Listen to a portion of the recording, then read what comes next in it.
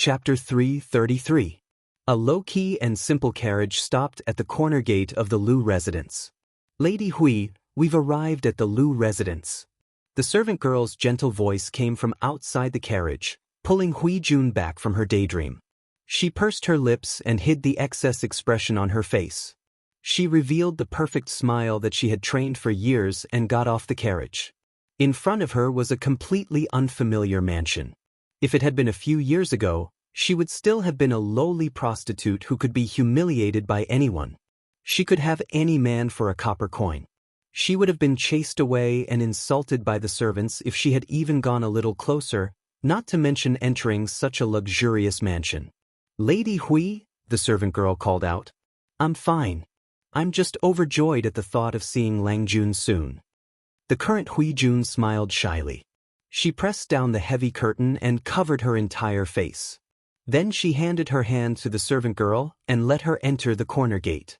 She knew that she was the dowry of the daughter of a concubine in the Lu residence, but she only looked at the energy and investment that the Lu residence had invested in her over the years. Her food, clothing, and shelter were all luxurious. Someone even personally taught her how to read and write, taught her how to evaluate paintings and poems, and told her the rules and taboos among the aristocratic families. Therefore, she did not think that she would only be a dowry who helped others win the favor of her husband. She kept a low profile all the way to a courtyard. Hui Jun saw the second legitimate son of the Lu residence, whom she had met a few years ago. Jiang Pengji was also stunned when she saw Hui Jun. Even she did not expect that a Kao, who had been carefully raised for a few years, would grow into such a peerless beauty. Her hair was as black as ink, her eyebrows were lightly swept, and the jade hairpin in her hair swayed rhythmically. She was beautiful. It seemed that even such boring swaying had become meaningful. She walked with a myriad of postures. Her graceful appearance was like a green willow that had just sprouted in the warm spring. It was unforgettable. She was no longer thin, pitiful, humble, and cowardly. Instead, she was gentle, tranquil, and elegant. A girl changes 18 times between womanhood and womanhood. This saying is true. Jiang Pengji looked at Hui Jun with a gaze that admired a beauty. She was indeed a rare beauty. She was not beautiful enough to captivate birds and beasts, but she could still topple a city. Hui Jun tried her best to stop her spine and used everything she had learned over the years. Although she looked calm on the surface, her heart was pounding like thunder. Her palms were sweaty and her back was stuffy. Her breathing quickened. It was as if the air had become thin when she saw Jiang Pengji for the first time. Hui Jun leisurely sat down and revealed her most perfect smile. She bowed in a textbook manner. "Servant Hui Jun greets Lang Jun." "Don't be so nervous." Jiang Pengji laughed involuntarily. Hui Jun's demeanor made her feel like she was the dean, while Hui Jun was a nervous student waiting to be inspected. "You've done very well all these years. The promise I made to you all those years ago still stands." Hui Jun secretly heaved a sigh of relief. Only now did she realize that her back was drenched in sweat. "Since that's the case, can Lang Jun tell Hui Jun what you want me to do?" She looked at Jiang Pengji with her clear eyes. Even though the years had worn away the timidity in her bones, she always felt ashamed of her inferiority in front of Jiang Pengji. She wished she could bury herself in the ground so that Jiang Pengji would never see her again. Jiang Pengji tapped on the table. The sound was especially obvious in the quiet room. "Will you be the demoness who brings disaster to the country?" "The demoness who brings disaster to the country?" Hui Jun was stunned. Before coming to the Lu residence, countless thoughts had popped up in her mind. But no matter how she guessed, she could not even get close to the truth. Hui Jun smiled bitterly. "All the women in the world, even if I'm as impure as I am, will not voluntarily admit that my appearance is inferior to others. However, the demoness who brings disaster to the country. I have some good looks, but I don't have the confidence to compare to the 3,000 beauties in the inner court of the palace." Jiang Pengji nodded. "That's true. Hui Jun was indeed very beautiful, but this kind of beauty belonged to the human world. If one worked hard, one could find a beauty who could compare to her."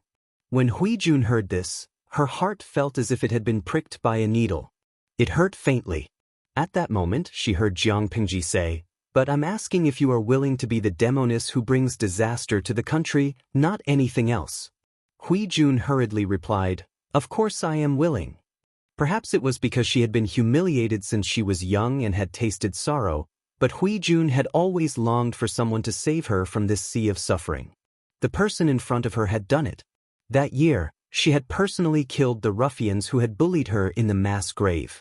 She had secretly made up her mind. Even if she had to go through a mountain of knives or a sea of flames, she would not hesitate to give her life to the person in front of her if he asked.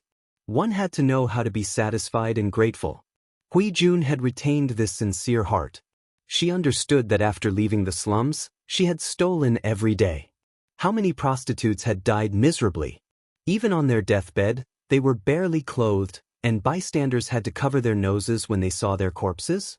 She was the only one who had enjoyed so many years of glory and wealth. Perhaps she could go one step further in the future. Why would she not be satisfied?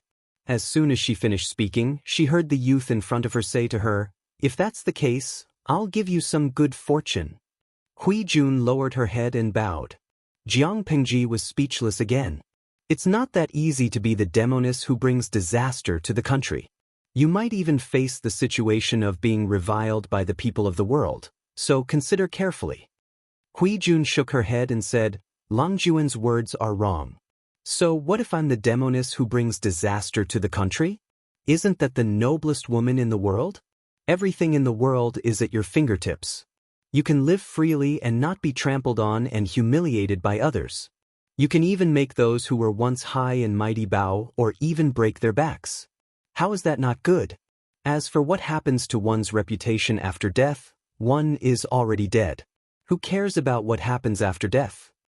So what if the people of the world reviled her? Throughout history, although no femme fatale could end well, no one had the ability to teach them a lesson. No matter how they died, they enjoyed glory and wealth while they were alive. Jiang Pingji choked on Hui Jun's words. She did not expect Hui Jun to think that way. It's naturally the best that you can think that way. Jiang Pingji raised her hand and pointed at the medicine on the table that was still steaming. "Drink it." Hui Jun got up and took 2 small steps.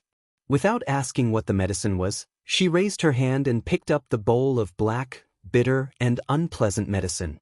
She tilted her slender and fair neck and gulped it down. Jiang Pingji passed her the candied fruit. She accepted it readily and silently kept it in her mouth. When the bitter taste in her mouth was suppressed, she spoke timidly.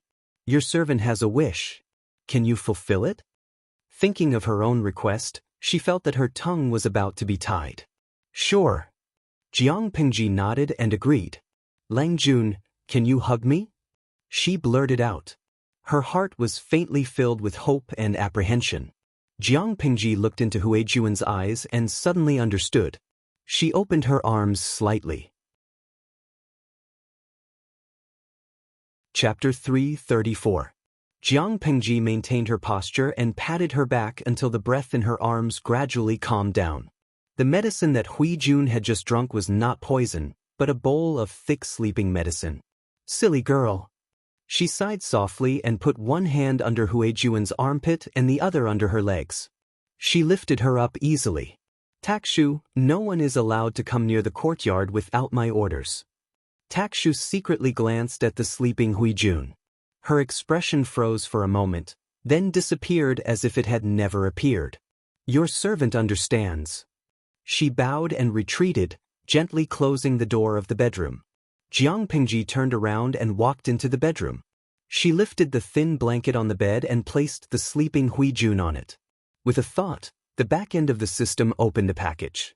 There were a few strange cards that shone brightly in color. The system felt vaguely uneasy, but it could not stop Jiang Pingji at all. It could only test her nervously. It deliberately said in a relaxed tone, "Host, what are you doing?" Jiang Pingji did not even frown this time. She just took out all the cards stored in the package and placed them on the table according to the order in which they were obtained. Her slender fingers brushed across the surface of each card, and her eyes revealed a dangerous message. She picked up a card, and the golden words of introduction appeared automatically. XX masterpiece, winding corridor of 9 turns. Wonderful and unpredictable. You deserve it. No man will be able to live without your charm. Men will be intoxicated and unable to extricate themselves. You will truly have a harem of 3,000 beauties and 3,000 adoration. From then on, the king will not attend morning court. Jiang Pengji glanced at it with a face full of disdain, but she still picked it out. Easy pregnancy pill, the new voice of a young phoenix, Lin Ji shows auspiciousness. Once chosen by the king's side, 3,000 adoration will gather, but flowers will not bloom for 100 days. One can only sigh that beauties age quickly, and men's hearts are fickle. If you have a son by your side, you will definitely stand at the top of the harem and laugh at the flowers competing for beauty. This card was not very useful at the moment. After Jiang Pengji thought about it, she put it away and picked up the third card. Full breasts, wrists raised high, body turned, and breasts covered with silk clothes. A full cleavage is one of a woman's most powerful weapons. Having an impressive chest is undoubtedly a powerful bargaining chip. Other people conquer the world, you conquer the man who can conquer the world. The fourth card. Willow slender waist, slender and enchanting. A waist that can't even be grasped is every woman's dream. P.S. When this card is used together with full breasts, it will have a miraculous effect and bring men a visual impact. The fourth card had appeared twice. The first time was when the system gave out the reward for the mission, saving Meng Liang. But Jiang Pengji didn't care about the system at that time, so she killed Meng Liang and failed the mission. Later, in the semi-interactive livestream mode, Jiang Pengji started the livestream mission. After completing the mission, she drew a card from the silver chest. The system lived up to its reputation as a harem drama streaming system. It understood the essence of the appearance association, and most of the rewards it gave were to improve one's appearance. Apart from that, there were also quite a number of limb correction devices, such as this one. Straight jade legs, long and slender, perfect and flawless. Another example, snow white wrist, slender like a willow, elegant and alluring. Not only did it improve one's appearance, but it also enhanced one's temperament and charm. Cold and aloof, seductive to the bone. After using it, one will have the cold and elegant temperament and natural charm of the goddess of the ninth heaven. Jiang Pengji was also confused by the description of the card. Was her language bad or was the system contradicting itself? Actually, that was what the system wanted to express. A cold and aloof fairy in front of others, but a slutty woman in bed? But that was not the main point. Jiang Pengji had always thought that it was the most shameless of all the cards. Eternal Virgin. Use this card and you will have the firmness of a virgin. When used together with XX Masterpiece, both of them will have a qualitative improvement, allowing a man to enjoy eternal happiness. The Emperor loves color. A moment of freshness won't make him linger on you. Only by being fresh all the time can his heart and body be attached to you, so that the Emperor's favor in the harem will never fade. Other than that, there were other cards with different functions. For example, she had delicate snow-white skin, silky black hair, light pink fingernails, cherry blossom-colored lips, mesmerizing eyes, long and thick eyelashes like a small fan, slender and sensitive neck. Jiang Pengji did not slack off in the past few years. She did live streaming when she needed to, and she did it in whatever mode she needed to. With such diligent work, she gradually accumulated a large pile of cards over the years. At the beginning, the rewards given by the system were more expensive. As time went on, the cards that were drawn became more and more ordinary.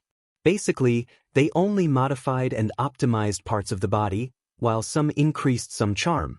Jiang Pengji did not expose the system and pretended that she did not know. System, you're so smart. Why can't you guess what I'm going to do? Jiang Pengji sneered coldly and mocked. We've been tied together for almost 4 years. Don't you know me well enough after such a long time? Do you think I'll use these cards on myself? Of course, I'm not taking them out to admire the contents. Guess what I'm going to do? System. It did not dare to guess.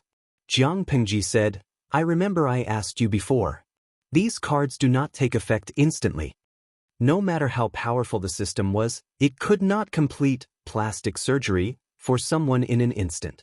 According to Jiang Pingji's knowledge, the effects of all cards were slowly modified based on the user's foundation. The length of the modification depended on the final effect. For example, temperament modification, most of them only required 1 or 2 days. Others required 10 days to half a month. The system did not want to say anything, but Jiang Pingji's actions made it anxious. Host, using items produced by the system on someone other than the host is against the relevant regulations of the system. Jiang Pingji sneered coldly and threw out a card. The system looked at it and was suddenly speechless. The content of the card was a little ridiculous. Yang Baoxiang, natural body fragrance. When a man smells it, his sexual desire will increase greatly. It can increase the pleasure of a couple's bedroom and make a man not impotent for a long time. The card used a woman's body as a carrier, but the one who benefited in the end was the man. Strictly speaking, it was considered to be used by someone other than the host. Jiang Pingji carefully studied the original contract. There was no such clause. The system's words could deceive unfamiliar people, but to deceive her? The system tolerated it and finally chose to curl up. It was powerless to stop Jiang Pingji's actions. Chapter 335. Huijuan's face quickly turned red. She furrowed her brows as if she was enduring great pain. She grabbed Jiang Pingji's sleeves with both hands and curled up her body like a prawn. Her skin was covered with a thin layer of sweat. She looked very helpless and pitiful. One could not help but feel pity for her. Jiang Pingji blinked her eyes. Her mind, which had yet to waver, calmed down again. The system said, "Host, you're digging your own grave. You've seen her at her worst. Aren't you afraid that she'll harm you once she gains power? You have to know that some people in this world deserve to be trusted, and some don't." Jiang Pingji curled her lips and said firmly, "It's obvious that Huijun has the right to be trusted by me. I won't doubt someone I trust unless she betrays me." It was not an easy task to plot against Jiang Pingji. You saying such naive words only proves that you don't understand people's hearts well enough. The system said coldly, "Human nature is very complicated. The person in front of you is obviously not someone of noble character and unquestionable integrity. Host, you did pull her out from the lowest point of her life. She will indeed be grateful to you and want to repay you with her body. But once she gets to a higher place, this experience will be a dark history that she needs to erase." Jiang Pingji laughed mockingly. "You're a system, and you want to teach me what human nature is?" The system choked hard at her words. If it had an expression, its face would be as black as ink and as gloomy as water. After a while, the system spoke in a strange tone. "Actually, host, you shouldn't have satisfied her request just now. She already knows your gender." Jiang Pingji asked, "Why?" The system said, "According to the analysis of the system's data, this woman adores you and admires you. If you didn't expose your gender, she would still be immersed in it. Many facts have proven that women who have a place to return to are far easier to control than women who have no attachments. If she really falls in love with you, she'll work for you for free. Aren't you afraid that she'll turn evil and take the opportunity to stab you?" This time, Jiang Pingji laughed. She thought she was shameless enough, but she didn't expect the system's true colors to be so hateful. "I think you seem to have misunderstood." Jiang Pingji shook her finger and said seriously, "First of all, it's a fair deal between me and Huijun. I'll give her glory and wealth and help her pave the way to the top. In return, she'll work for me and help me achieve my goals. It's only fair. If he used fake feelings to deceive and restrain her, it would be considered as emotional fraud. In my opinion, this is a method that only scum would choose." The system said that Huijun was in love with her, and Jiang Pingji could tell. It was precisely because of this that she agreed to Huijuan's request in order to sever her thoughts. It would have been fine if he didn't know about it.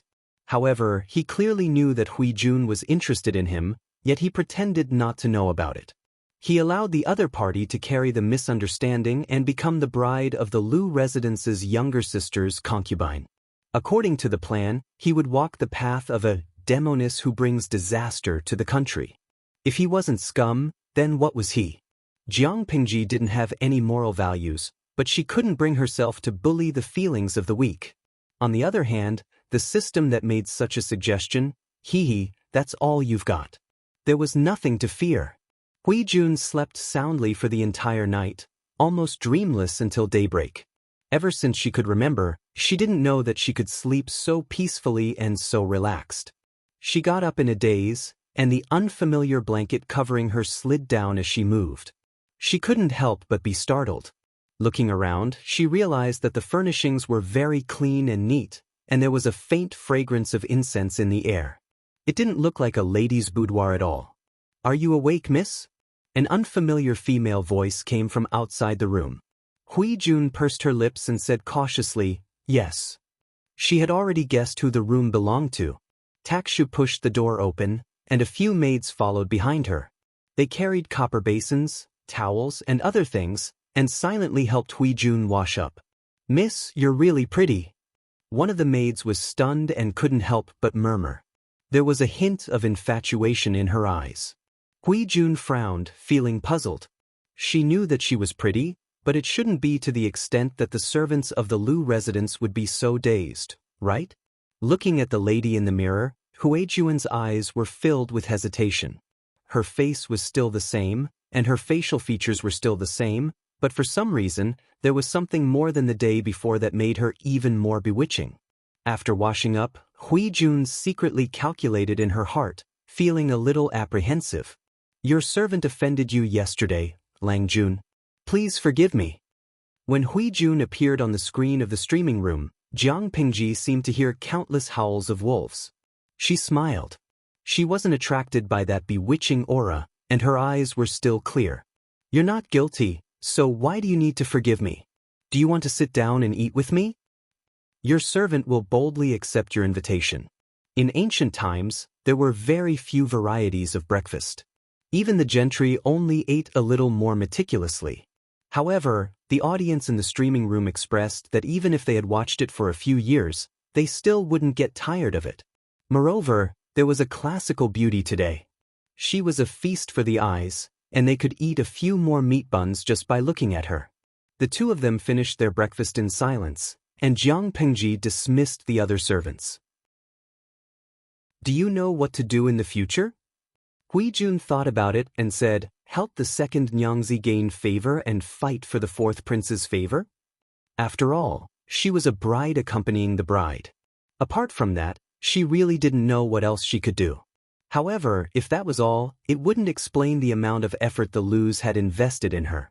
"No, in fact, this has nothing to do with my sister," Jiang Pingji said calmly. "Nothing to do with it?" Hui Jun heard that and her heart skipped a beat. She vaguely understood something. She didn't know about the fight for the throne, and she didn't know which prince was more likely to ascend to the throne in the future. However, since she was going to be a beauty who brought disaster to the country, she would naturally be by the emperor's side and attract all of his attention. She wanted him to be infatuated with her, to the point where he would disregard the laws of the country. The Lus had arranged for her to be a bride accompanying the bride. It was probably not to invest in the fourth prince. "Your servant heard that the emperor is in good health." She probed. The emperor was in good health, which meant that the emperor had many more years to live. It wouldn't be the time for the princes to covet the throne. If she guessed correctly, she wanted her to seduce the fourth prince and use Wuma Jun to go to the emperor's side? Hui Jun's eyes flashed and her expression changed slightly. Jiang Pingji knew that she had guessed the truth. She nodded slowly. "Your servant understands." She took a deep breath and showed the expression of a brave man who had made a decision. "The princess of the second prince is the princess of the northern borderline. Her name isn't Yaina. She's about the same age as you, but she's very scheming." Jiang Pingji deliberately mentioned it, and Hui Jun understood. "Your servant will deal with this person cautiously." Jiang Pingji said, "Don't be afraid. You just need to enjoy your life. As for the rest, you can do whatever you want." Your servant isn't afraid. It's worth it to enjoy one more day.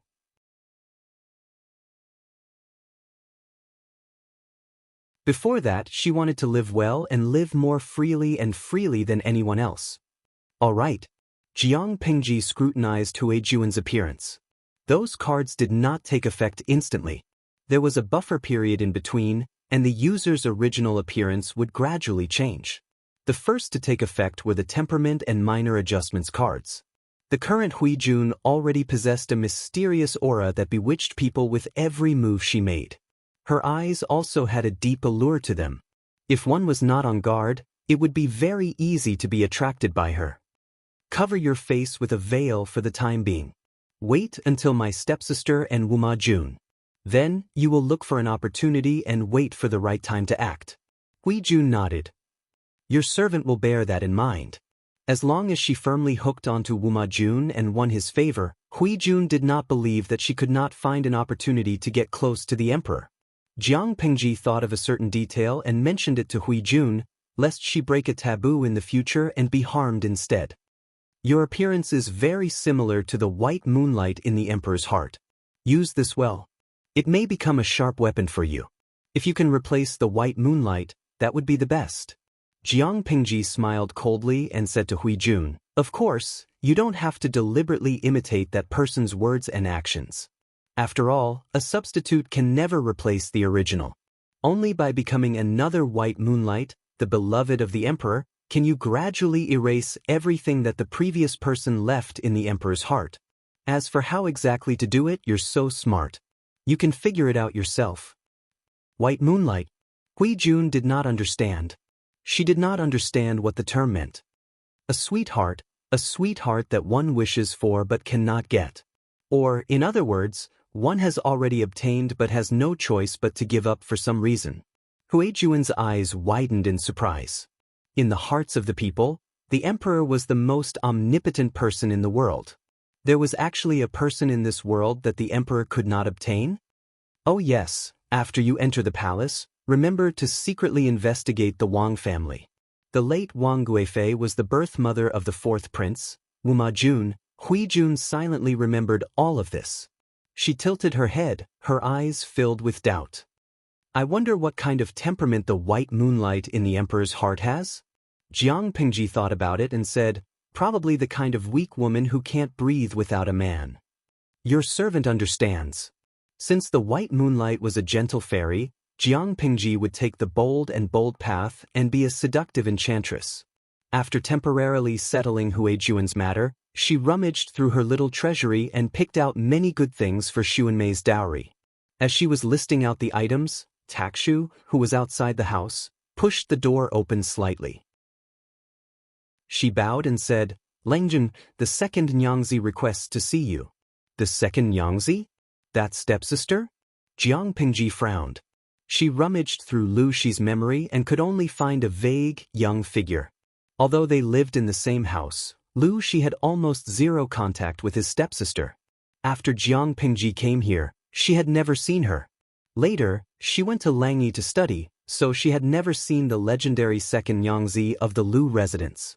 Let her come in. Jiang Pingji tidied up the table. Not long after, light footsteps and the rustling of clothes came from behind the screen. When she saw her stepsister's face, she suddenly smiled. She completely understood Lu Shi's intentions. Why did he insist on marrying her stepsister to Wuma Jun? Have a seat, we're a family, there's no need to be restrained. The second Xianxia sat down according to her words. She looked at Jiang Pingji for a long time without speaking. Her gaze was timid, as if she had been bullied. The two of them looked at each other. Neither had the intention of taking the initiative to break the silence. In the end, it was the stepsister who could not bear it anymore.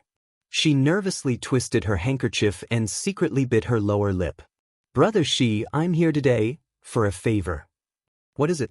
I'm about to marry into the royal family, but my birth mother still has no status. Jiang Pingji interrupted her and said, and then, Brother Shi, can you write a letter to father? My identity in the residence is rather awkward. If I marry into the royal family, which has strict rules, and someone uses my birth mother's matter to poke my nose, father and brother Shi will lose face, won't they?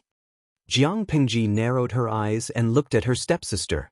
Whether her words were true or false, could not be hidden from Jiang Pingji's eyes. Chapter 337.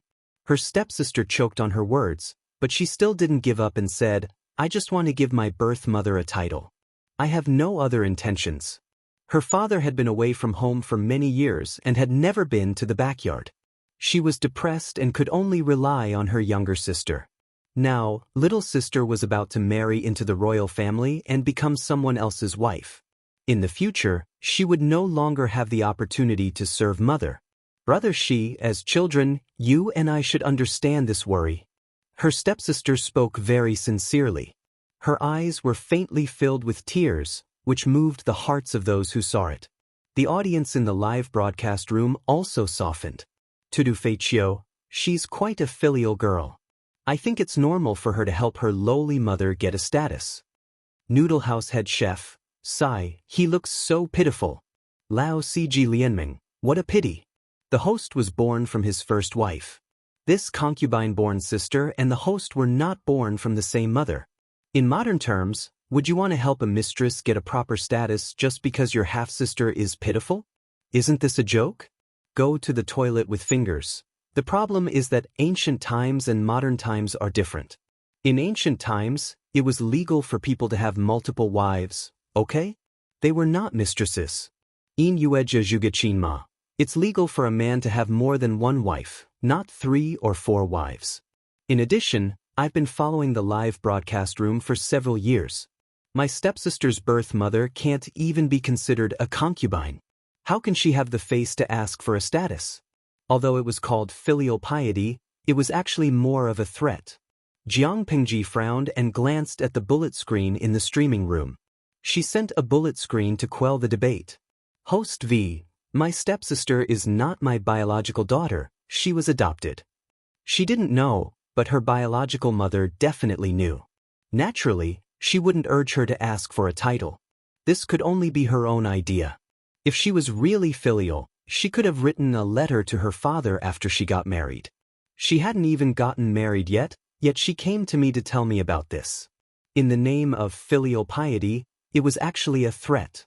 How could her thoughts be pure? She was Lu Shi's only legitimate son, but she was now 15 years old. In ancient times, she would have been a man who could have married and started a career. What kind of adult son would interfere with the status of his father's concubine? Jiang Pengji looked at him coldly and asked, First of all, you only have one mother, which is your father's legal wife. Secondly, mother had helped father take care of the backyard for many years.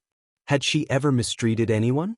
If your words spread out, are you trying to accuse mother of being unjust, saying that she was harsh and sinister? His sister's face turned pale and she did not dare to speak again. Jiang Pingji took out a booklet from the table and threw it to her. She said, This is the list of dowry that I prepared for you. It's more than enough. You don't have to be petty with me. You can go and look at the other concubine daughters. Which one of them has such a generous dowry? Marrying the 4th prince was the best marriage that father had planned for you. Mother was afraid that you would feel inferior and think too much, so she opened the treasury to prepare for your marriage. His stepsister's face looked as if it had been painted with several layers of lime water.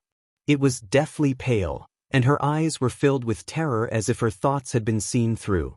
Jiang Pengji squinted her eyes and said in an impolite tone, Don't think that the manor lacks anything from you. I don't owe you or your birth mother anything. You are going to marry into the royal family and have a meteoric rise, but so what?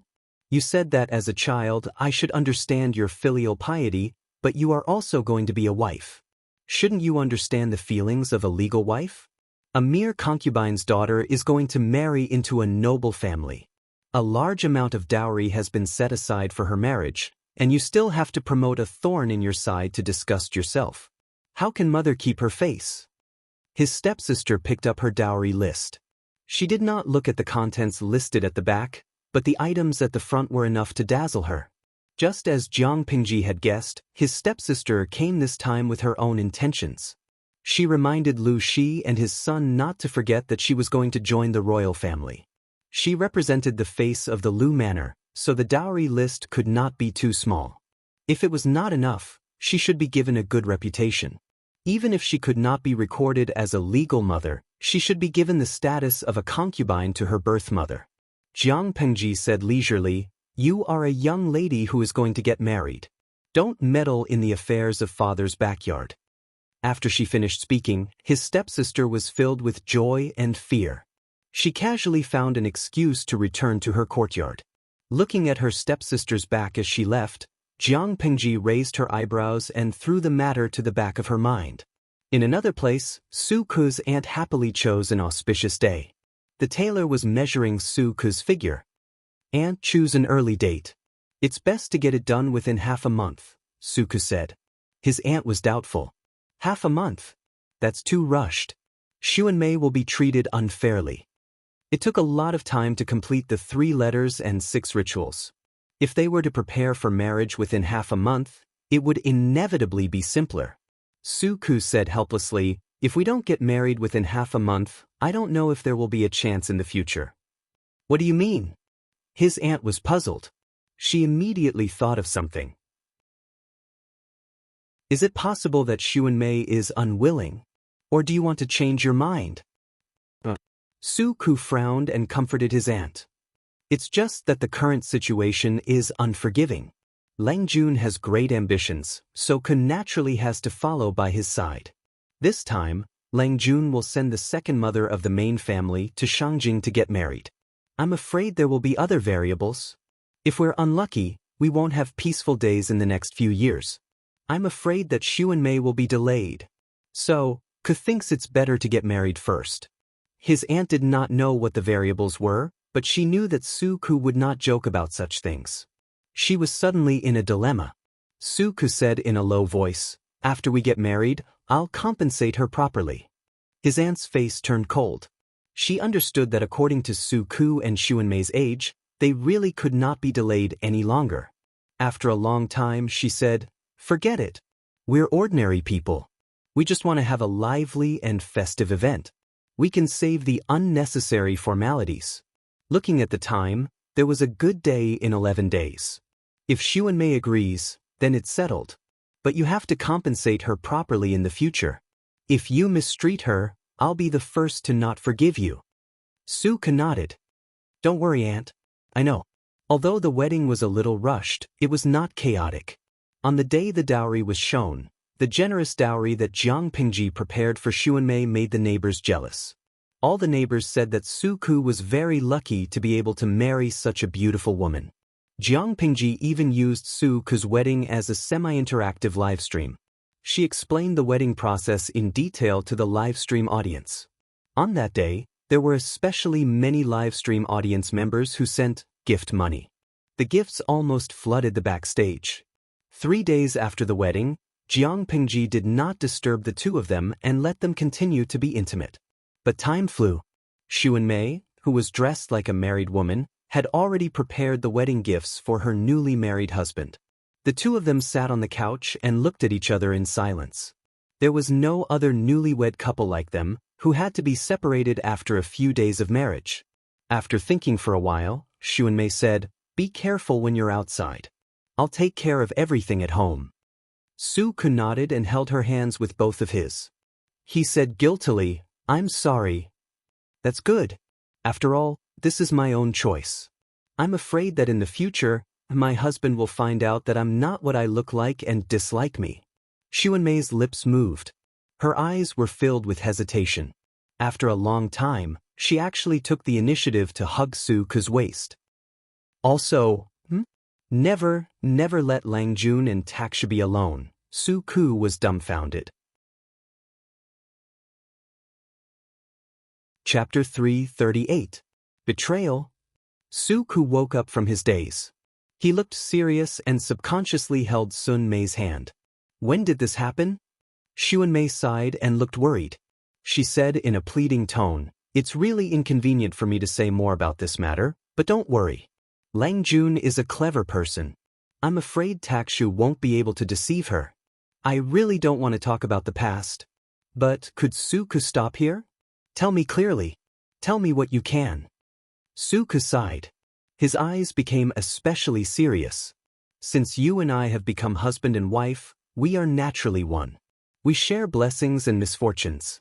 If this matter is not serious, I will confess to Lang Jun for you and ask for leniency. If it is serious, I will find a way to bear it for you, but you can't deliberately hide it. Sun Mei was speechless. How could she tell him about this? The newlyweds, who were supposed to sleep together and tell each other about their love, looked at each other in silence. The atmosphere became dignified and tense. Sun Mei, you are willing to marry me because you want to find another way out, right? Suddenly, Suke looked at Sun Mei with burning eyes. The depth and probing in his eyes seemed to be able to peel off Sun Mei and see through her heart. Sun Mei's lips moved. Under such a gaze, she couldn't say anything to deceive him. Her slender white hands unconsciously twisted a corner of the quilt. She couldn't help but avoid Suku's direct gaze. If there was a crack in the ground at this moment, she would want to hide in it to give her some sense of security. Suku sighed and said sincerely, I was born as a commoner. I had no official title or contribution. Later, I committed a murder case because of my mother. I was sent to prison and was punished. Although I was pardoned, I was still a lowly person and was sold. If I wasn't lucky enough to meet Lang Jun, I don't know what kind of situation I would be in now. At least, I wouldn't have such a happy and peaceful life like now. My aunt could live out her old age, and I had a beautiful wife by my side. Therefore, to me, Lang Jun is more important than my life. Sun Mei's heart skipped a beat. She couldn't help but clench her fists. Actually, I used to wonder what kind of luck I had to make you, who was by my Longjuan's side, fall in love with me at that time. Now that he thought about it, there seemed to be a hidden reason. This hidden reason probably involved a lot of things. Xuan Mei, since you've married me, you'll be husband and wife in this life. I'll never abandon you. So, no matter what it is, you and I will face it together. When Suku went to Shangjing with Jiang Pingji for the first time, Xuan Mei expressed her feelings to him, but he did not agree. It was not that he was not moved, but he carefully considered his own conditions and future. He felt that he should not delay such a good woman, so he tactfully declined. But in the next few years, he saw Xuan Mei's efforts and remembered it in his heart. His aunt repeatedly told him how filial and obedient Xuan Mei was, and how deeply she loved him. Because of all these, even if Suke had a heart of stone, he couldn't help but feel pity and admiration for her. Suke held Sun Mei's hand and realized that her palms were covered in cold sweat and her fingers were still trembling. I don't know much about this either. After a long time, when the candle in the room was burning quietly, Xuan Mei hesitantly opened her mouth. You don't know much? Suku was even more confused. Why would I lie to you at this moment? Xuan Mei lowered her head. Her long eyelashes cast a fan-shaped shadow. I really don't know much. In fact, I'm not from Dongqing. I'm originally from a small village at the border of Zhongzhou. I still remember that there was a drought in my hometown. There was no harvest for thousands of miles of wilderness. Every family would fight to the death for a bit of tree bark. From Zhongzhou? Suku was shocked. He hurriedly gathered his thoughts and listened carefully to Xuan Mei's story. Later, my father was instigated by someone and actually wanted to sell my mother to a brothel in exchange for some food. I was stubborn at that time and was famous for being shrewd.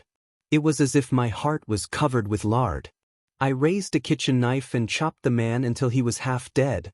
Xuan Mei's calm narration made Suku shocked and distressed.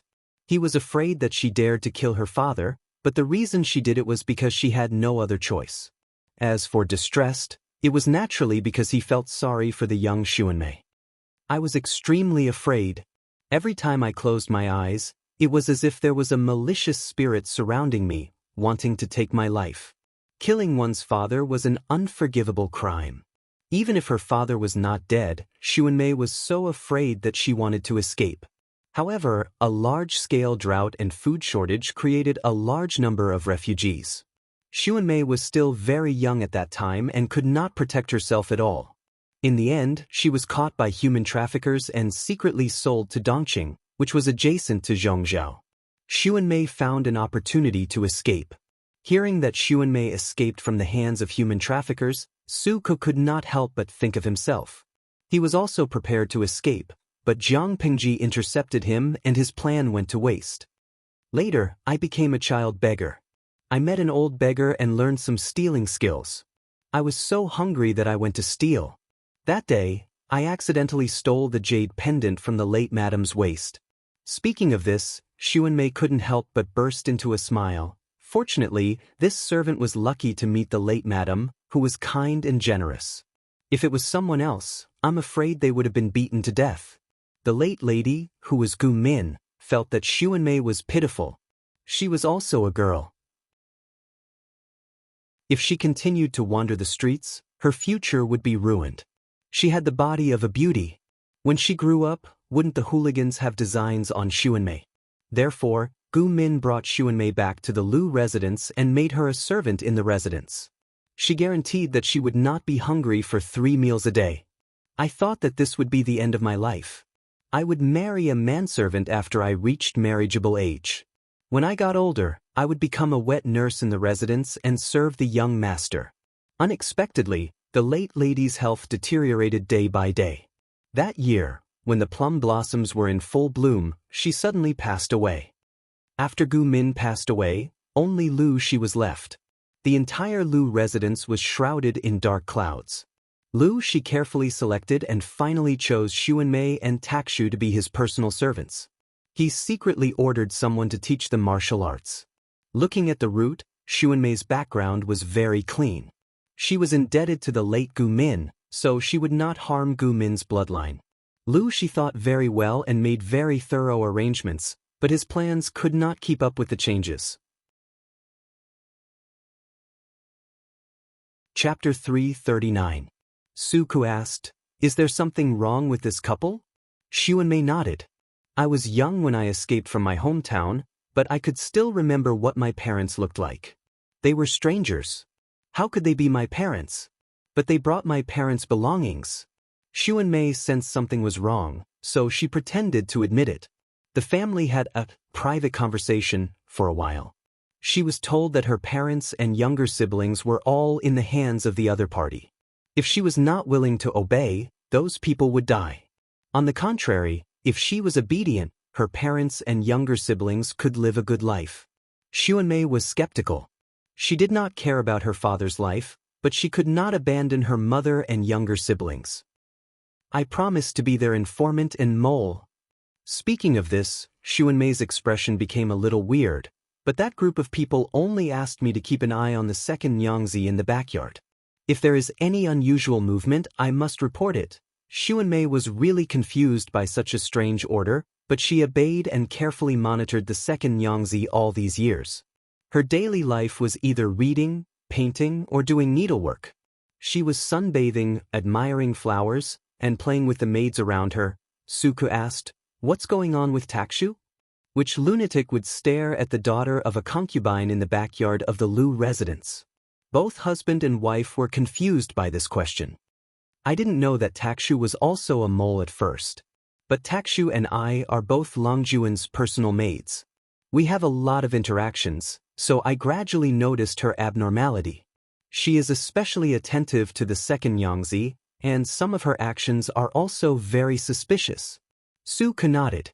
But what's so strange about the second Xianxia? Why is she being watched by a strange force? Xuanmei shook her head.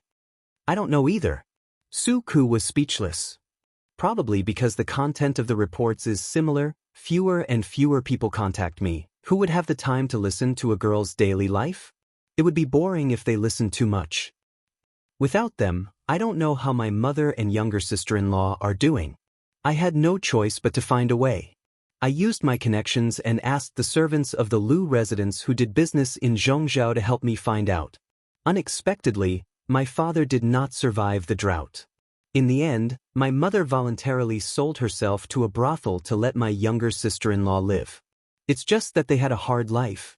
Their younger brother was beaten to death by a local ruffian, and their younger sister was murdered. They're all gone.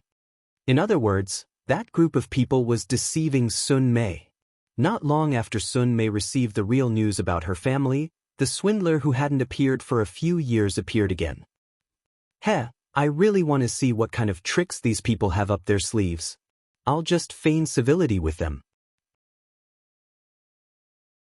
Some killing intent flashed in Xuanmei's eyes. She said coldly, "But this time, they don't care about the second Yangzi. They even ordered me to keep an eye on Langjun." Suke asked, "When did this happen?" Xuanmei thought for a moment.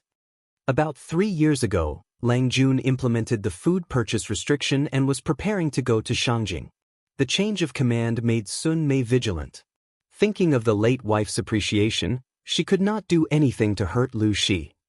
"Are there any other orders besides keeping an eye on Langjun?"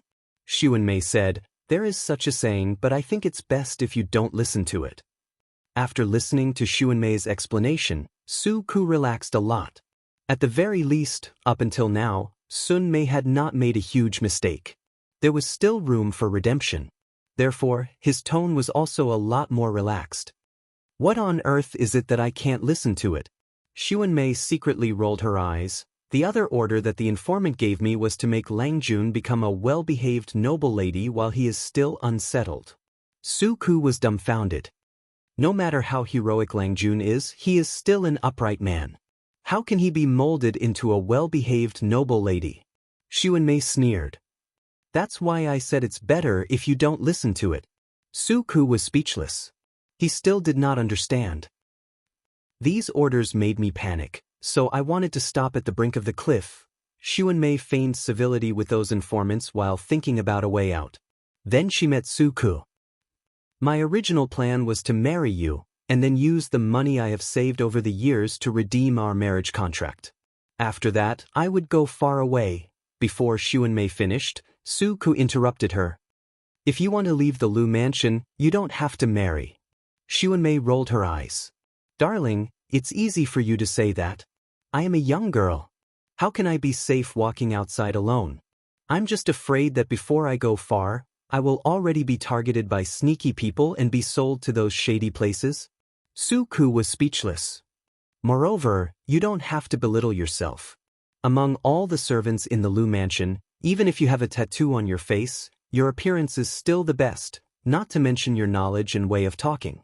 For a girl, isn't he a good candidate for a husband?" Xuanmei knew her identity, and she did not want to climb up the social ladder. However, she had to find someone that suited her. She pestered Su Ku at first because she was in a hurry to escape from the Lu mansion, but later, she really wanted to marry Su Ku. "Then you reminded me to be wary of Takshu? Did the orders given by the informant change again?" Xuanmei sighed and said, "Maybe I want to marry you too much, so I acted improperly and made those people hate me." "What do you mean?" "Takshu tested me a few times. At first, it was just a warning, but it gradually became more malicious. Until the day before the wedding, Takshu looked at me with murderous eyes, as if she was looking at a dead person. From this, it can be seen that those people did not want me to live. She tested me a few times, but I dealt with her cautiously. Then, Takshu believed that I was tight-lipped and did not leak anything about them." Xuanmei smiled mockingly when she said that. Takshu thought that she had concealed it well, but Xuanmei gradually realized that Langjun had probably already found out. Putting aside everything else, when Langjun went to Langyi to study, she initially wanted to go with him. However, Langjun spoke strangely and asked her to stay in Hejin County. He even hinted that if she wanted to pursue Su Ku, it would be better to start with the people around him and leave a good impression. Therefore, Xuanmei stayed, and Langjun took Takshu away. Now that she thought about it, Xuanmei could not help but wonder, did Langjun do that with the intention of protecting her? After all, if she did not separate from Takshu, there would be an accident sooner or later. It was a pity that Takshu did not realize this. "Takshu wants to kill me.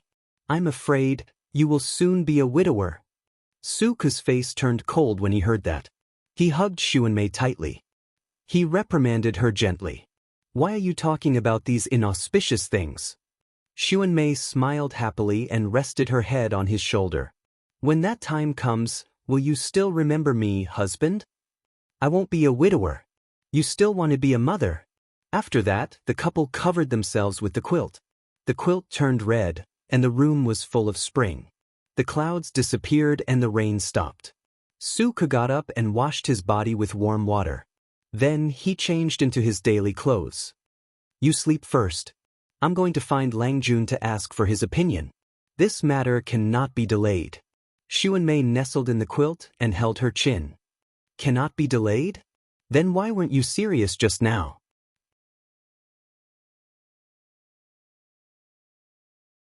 Chapter 340. Su Xiaoyu, you'd better give me a good reason. She controlled her strength and slammed the table. The sound was so loud that it made people's ears itch. Jiang Pingji didn't have a bad temper, but who would like to be woken up at a critical moment when they were sound asleep? The weather in Hejian County was cold, not to mention the temperature in the middle of the night. It was chilly as if she had been thrown into an icehouse. She waited patiently for Su Ku to speak. She wanted to know what kind of big matter it was that made him abandon his warm and fragrant wife and come to disturb her sleep in the cold air. Thinking of the hot bed and the soft quilt, Jiang Pingji couldn't be nice to Su Ku. Sitting on the seat of honor, she rubbed her face to dispel her sleepiness and stared at Su Ku, who was kneeling in front of her. Su Ku had just been married, but he could hold his wife and have sex with her. It was hard not to feel hot. But she was just a single dog, all alone. If the heat in the blanket ran away, she would have to warm it up again, okay? Why are you here in the middle of the night, instead of holding your wife and carrying on the family line? Jiang Pingji's tone was harsh. There was still a red sleep mark on one side of her face, which showed how bad her mood was. Su Ku coughed secretly. He was a little uneasy. He only remembered that the matter was important, but he forgot that it was not a good time to disturb her. Most of them had fallen into a deep sleep, including Jiang Pingji. I have something important to tell you, Lang Jun. Please calm down a little. He was really afraid that Jiang Pingji would be in a fit of anger. After hearing about Sun Mei, she would add fuel to the fire and accidentally hurt her teammates. Say it. I'm very calm now.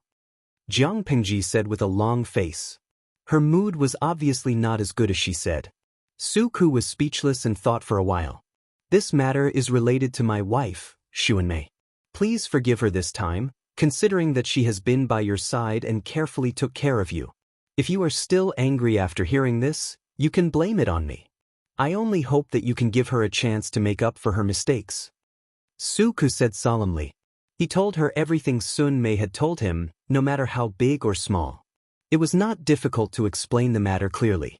The difficult part was how to avoid the important and dwell on the trivial, so as to remove Xuanmei from this matter. Fortunately, Xuanmei hadn't really done anything wrong yet. Confessing would actually result in a lighter sentence. However, Jiang Pingji's reaction was beyond Su Ku's expectation.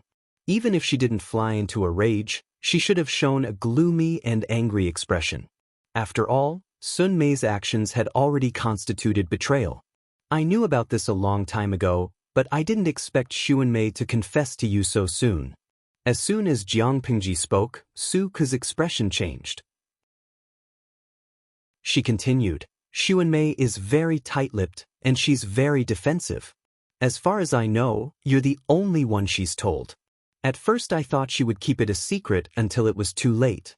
If the news gets out, she'll be in an awkward situation. Xuanmei's act of betrayal could be called unjust and disloyal. As her husband, how could Su Ku not feel disgusted by such a woman? Not to mention that Xuanmei had betrayed the Lu residence. The Lu residence was indebted to Xuanmei and Su Ku. As a scholar, it was impossible for him to accept such a stain on his reputation. When did you know about it? Su Ku was dumbfounded. If Xuanmei hadn't taken the initiative to tell him, he wouldn't have noticed. Jiang Pingji smiled. There's no perfect plan in this world. Xuanmei and Takshu aren't professional spies, so they're not good at hiding. Some of their actions are different from usual. As long as you're careful, you'll notice. Su Ku was startled when he heard that. He seemed to be thinking about something. Xuanmei took the initiative to tell you about it, which also shows her position, Jiang Pingji said. She looked into Su Ku's eyes and said, go back and comfort her, lest she thinks too much. As for Takshu, we can't touch her for now, but I'll take her away. The Lu residence is usually heavily guarded, so the people in the dark won't dare to extend their claws in. Xuanmei is just an unimportant chess piece, so she won't be in danger. Su Ku sat on his knees with his hands clenched into fists.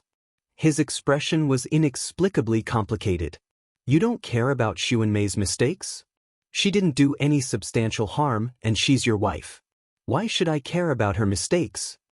Jiang Pingji shook her head and said, in fact, when Xuanmei wanted to marry you, I didn't plan to settle the score. Su Ku was stunned and asked, why? She's a smart woman. I think she already realized that her future was uncertain, so she wanted to retreat and get out of the swamp. You said it yourself, she took care of me for many years, and our relationship is no less than that of a biological brother and sister. If that's the case, why would I kill her because of the harm that hasn't happened yet? I gave her a chance, and fortunately, Xuanmei didn't let me down. Su Ku was silent for a long time after hearing that. I don't support the marriage between you and Xuanmei. Do you know why? Jiang Pingji explained in detail. There are 2 reasons.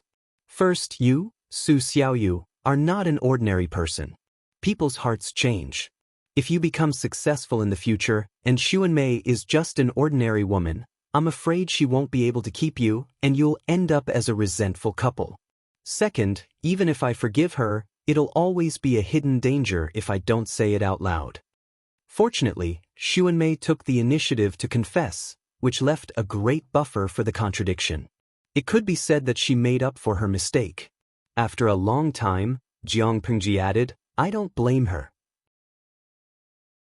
In fact, there was really nothing to blame. She yawned and said sleepily, if there's nothing else, go back and hug your wife. Don't disturb my sleep. Su Ku didn't know whether to laugh or cry. He thought the matter was serious, so he came here in the middle of the night, but he didn't expect to get such an outcome.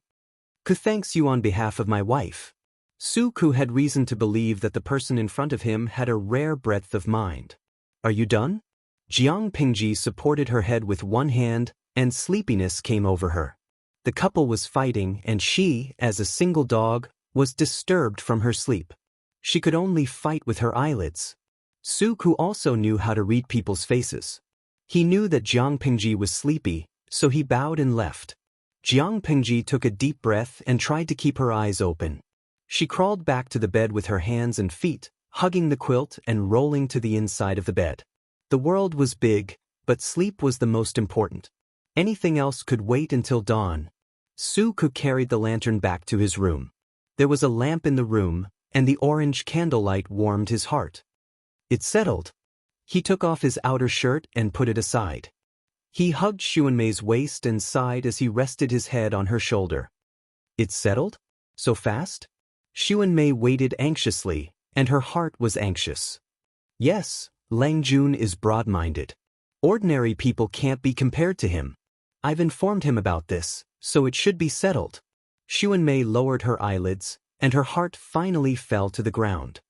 We're leaving tomorrow. Su Ku whispered, but it's still early.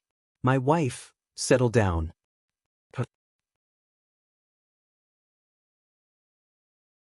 Chapter 341. Although she had been disturbed by Su Ku once, Jiang Pingji's sleep quality had always been excellent. The sky had just turned bright. When the rooster crowed for the first time, Jiang Pingji woke up on time due to the call of her biological clock. The footsteps of the maids gradually sounded outside the bedroom. With the help of the maids, Jiang Pingji washed her face with warm water to wash away the sleepiness on her face. She became energetic. After washing up, the maids served the food on the table. Not to mention the taste of the breakfast, at least it looked good.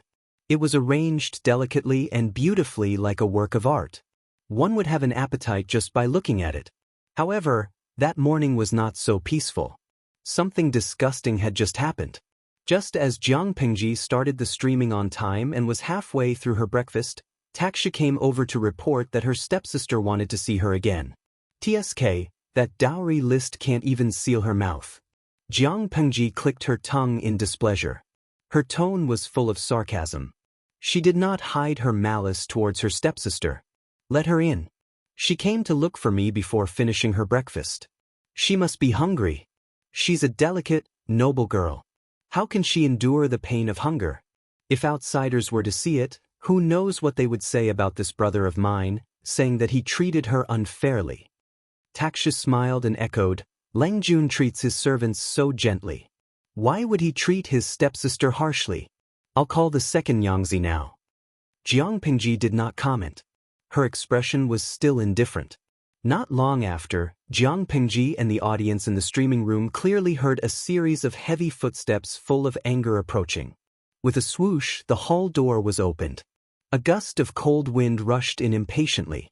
Brother Shi, what do you mean by this? Her stepsister sat directly in front of Jiang Pingji. Her eyes were wide open in anger. Her childish face looked a little more ferocious because of her anger. The streaming camera mischievously gave a close-up of her stepsister's face. Her dark nostrils opened and closed, and her heavy breathing was rapid. Many of the audience were shocked. They suddenly felt that the streamer's stepsister was not cute anymore. Jiang Pingji glanced at the bullet screen on the virtual screen. There were many comments like, "Scared the baby to death," "His nostrils are so big," and "A sudden close-up shot scared the baby so much that his sleepiness flew away." She saw them, but the corners of her lips did not curl up. She just lifted her eyelids lazily. "Sister, what do you mean?" Jiang Pingji coldly stared into his eyes and asked word by word, "It's early in the morning and you didn't even tidy up your makeup. You came here without makeup to disturb your brother. Is this the self-restraint that a woman of the Lu family should have?" His stepsister was choked by these words. Her heated brain cleared up a little, but her expression was still that of anger. "I should be the one asking Brother Shi." His stepsister twisted her handkerchief with hatred. Her eyes were bloodshot, and she said with a sorrowful expression, "I've finally married into the royal family. It's fine if Brother Shi doesn't think of a way to help me, but why are you deliberately making things difficult for me?" These words were very harsh. Which of the viewers in the live streaming room were not veterans who had read countless books on palace and house fights? A little daughter of a mistress talking to her brother like that was obviously asking for a beating. Sanyan Bubao, that's too much. I originally thought this loli was very cute, but now I see that she has the potential to be a vicious woman. How did the streamer do her wrong? How dare she point at her nose and criticize her like that? Who does she think she is? Nianku Sanson, actually, she's not wrong. The streamer does have bad intentions. But from the looks of it, all the streamer's arrangements are for her own good. Others can't find fault with her at all. I remember that in ancient times, the status of a mistress's daughter was very low. Not to mention sending her off with a dowry of 10 miles, it was already good enough that she was not sent off for a political marriage to seek benefits. Sigh, she married a prince and gave him so much dowry, but she was still criticized. Kojiao Xiao's Hamian, don't quarrel first. Listen to her reason. Jiang Pingji agreed with the viewer's opinion very much. She asked her stepsister coldly, "Deliberately making things difficult for me? Do you mean that the dowry is not rich enough, or that the husband's family is not prominent enough, or that the wedding dress is not exquisite and perfect enough?" Jiang Pingji made her stepsister swallow her words with a few words. She immediately sneered, "Remember your identity. A mistress's daughter of the Lu residence is not that valuable." Her stepsister's face instantly turned pale. The handkerchief in her hand made a tearing sound and broke into 2 pieces. She took a deep breath and calmed herself down. She was not married yet. Indeed, she should not fall out with her brother. But when she thought of the news she had just learned, she suddenly felt wronged. She bit her lower lip and said sadly, "Brother Shi, you should know that once you enter the palace, you are as deep as the sea. Most of the women in the world are pitiful. Why do you still want to poke at me? I know that father and brother Shi are my reliance in the royal family. But if I want to have a firm foothold, children and the prince's love are indispensable. If I can be the first to give birth to a royal grandson, won't brother Shi be honored too?" And then? Jiang Pingji listened patiently for a long time, but the other party was still dawdling and could not get to the point. This made Jiang Pingji very unhappy. However, the viewers in the streaming room reacted and reminded Jiang Pingji. "Kuzejio Chi-fan, damn, I understand. Is she complaining about the bride that the streamer arranged for her?" When the bullet screen was posted, many viewers came back to their senses. They could not help but think of Hui Jun, who had a beauty that could captivate even the birds and beasts. If that was the case, they could understand. Any legal wife would feel uneasy if they had such a stunning woman in their dowry. Who knew if the groom's soul would be taken away by the bride on the wedding night, leaving the proper bride alone in the room?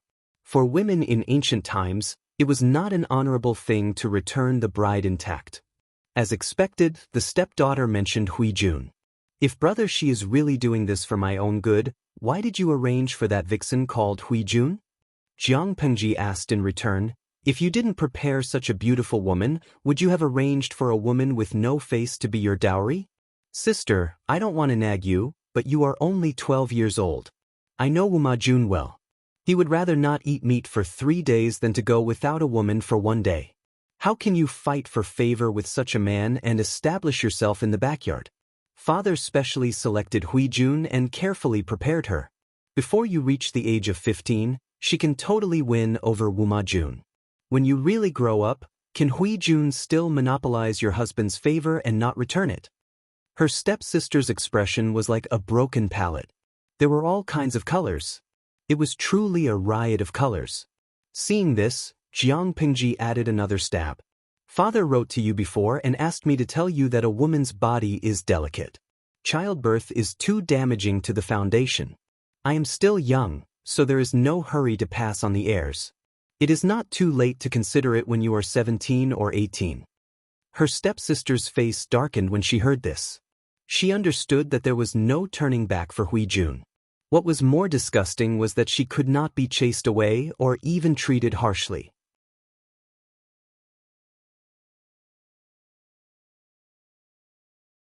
Chapter 342.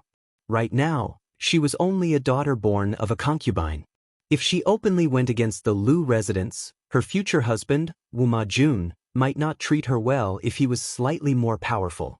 Thinking of Huijun, who had a beauty that could captivate even the birds, and then thinking of the fragrance that lingered around her body, that noble and charming temperament, even she, as a woman, could not help but be tempted, let alone her future husband.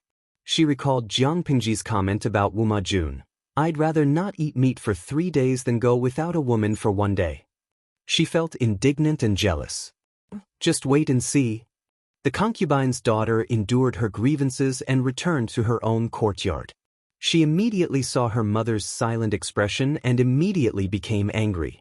Scram! What a good-for-nothing! The concubine's daughter lifted her leg and kicked away the birth mother, who was cleaning up the dowry. She was not young, but she was very strong. She kicked her in the chest and even tried to kill her. The surrounding maids were angry but did not dare to say anything.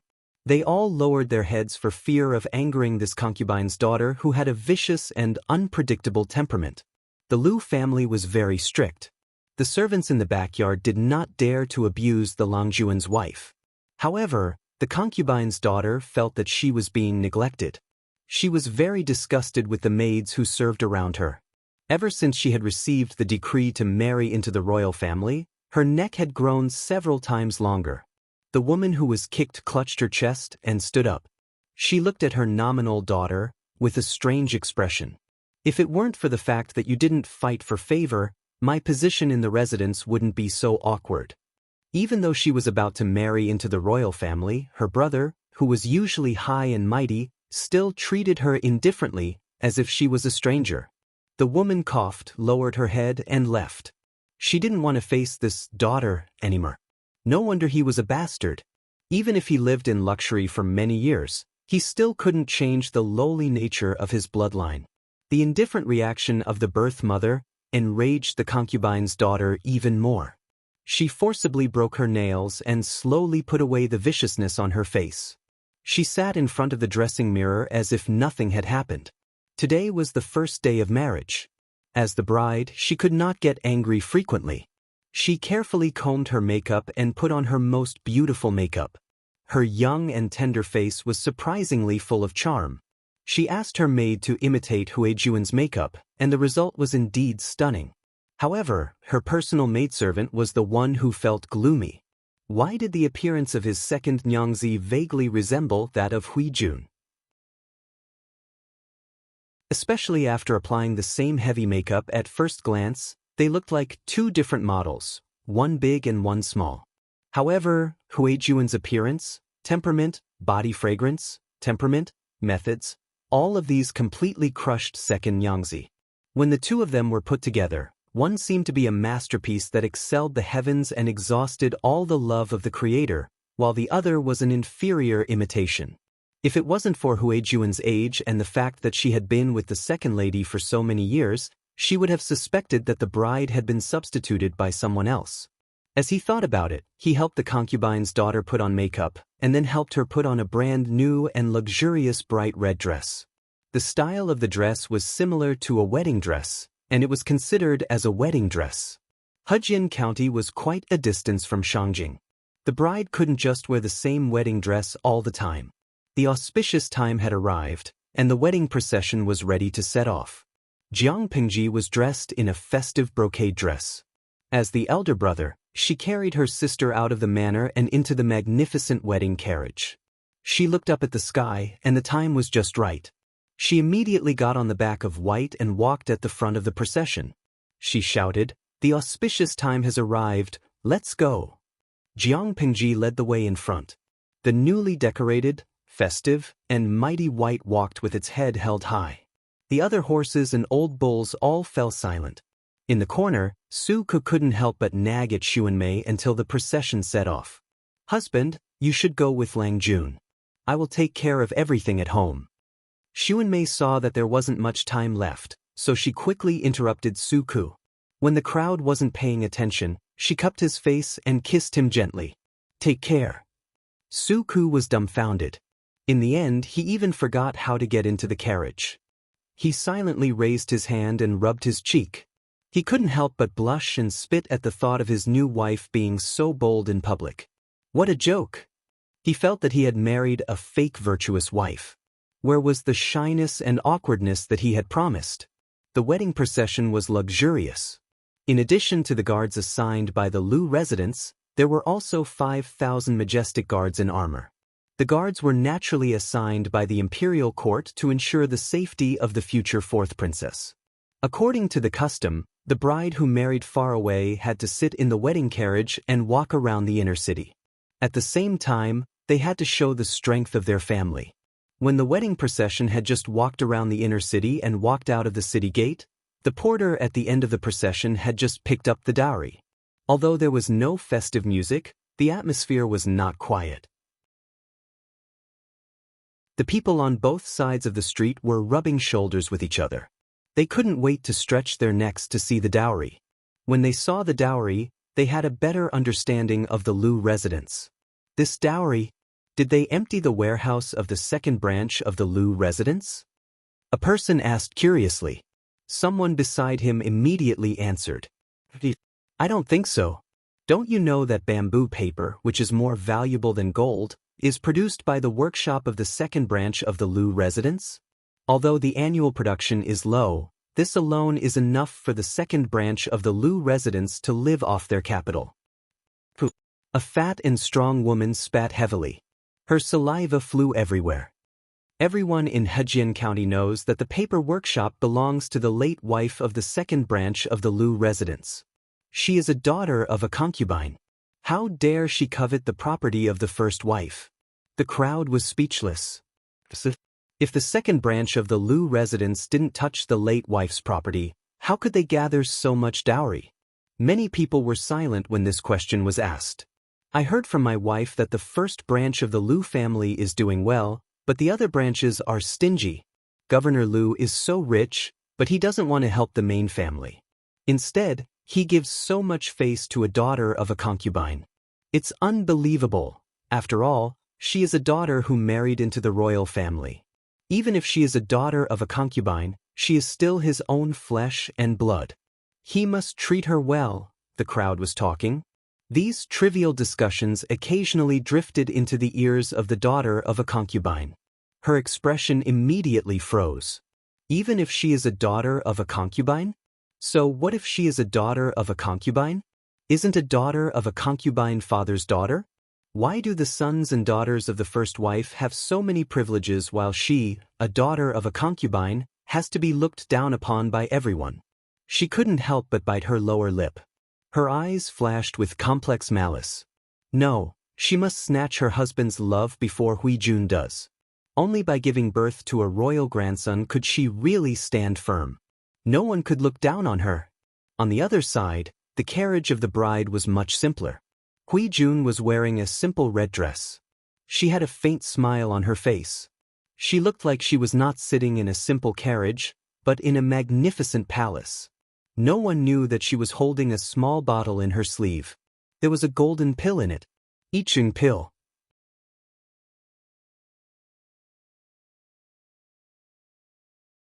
Chapter 343. Kazagio Chi Fan. It's so boring. Why aren't there any robbers? Lao Cg Lianming. Although I also feel that the live stream has been boring these days, bandits would not come to die if they had any brains. Money can tempt people, but they must be alive to enjoy it. Not to mention the streamer, who is a killing machine in human form. The other 5,000 guards are not just for show. They are all wearing armor and holding spears and halberds. Small-scale bandits would not dare to rob them. Tonsillitis. #facepalm. As a newbie in the live stream, I think it's not boring to watch the streamer copy the first aid treatment. Note, that's right. I think it's good to have such plain content.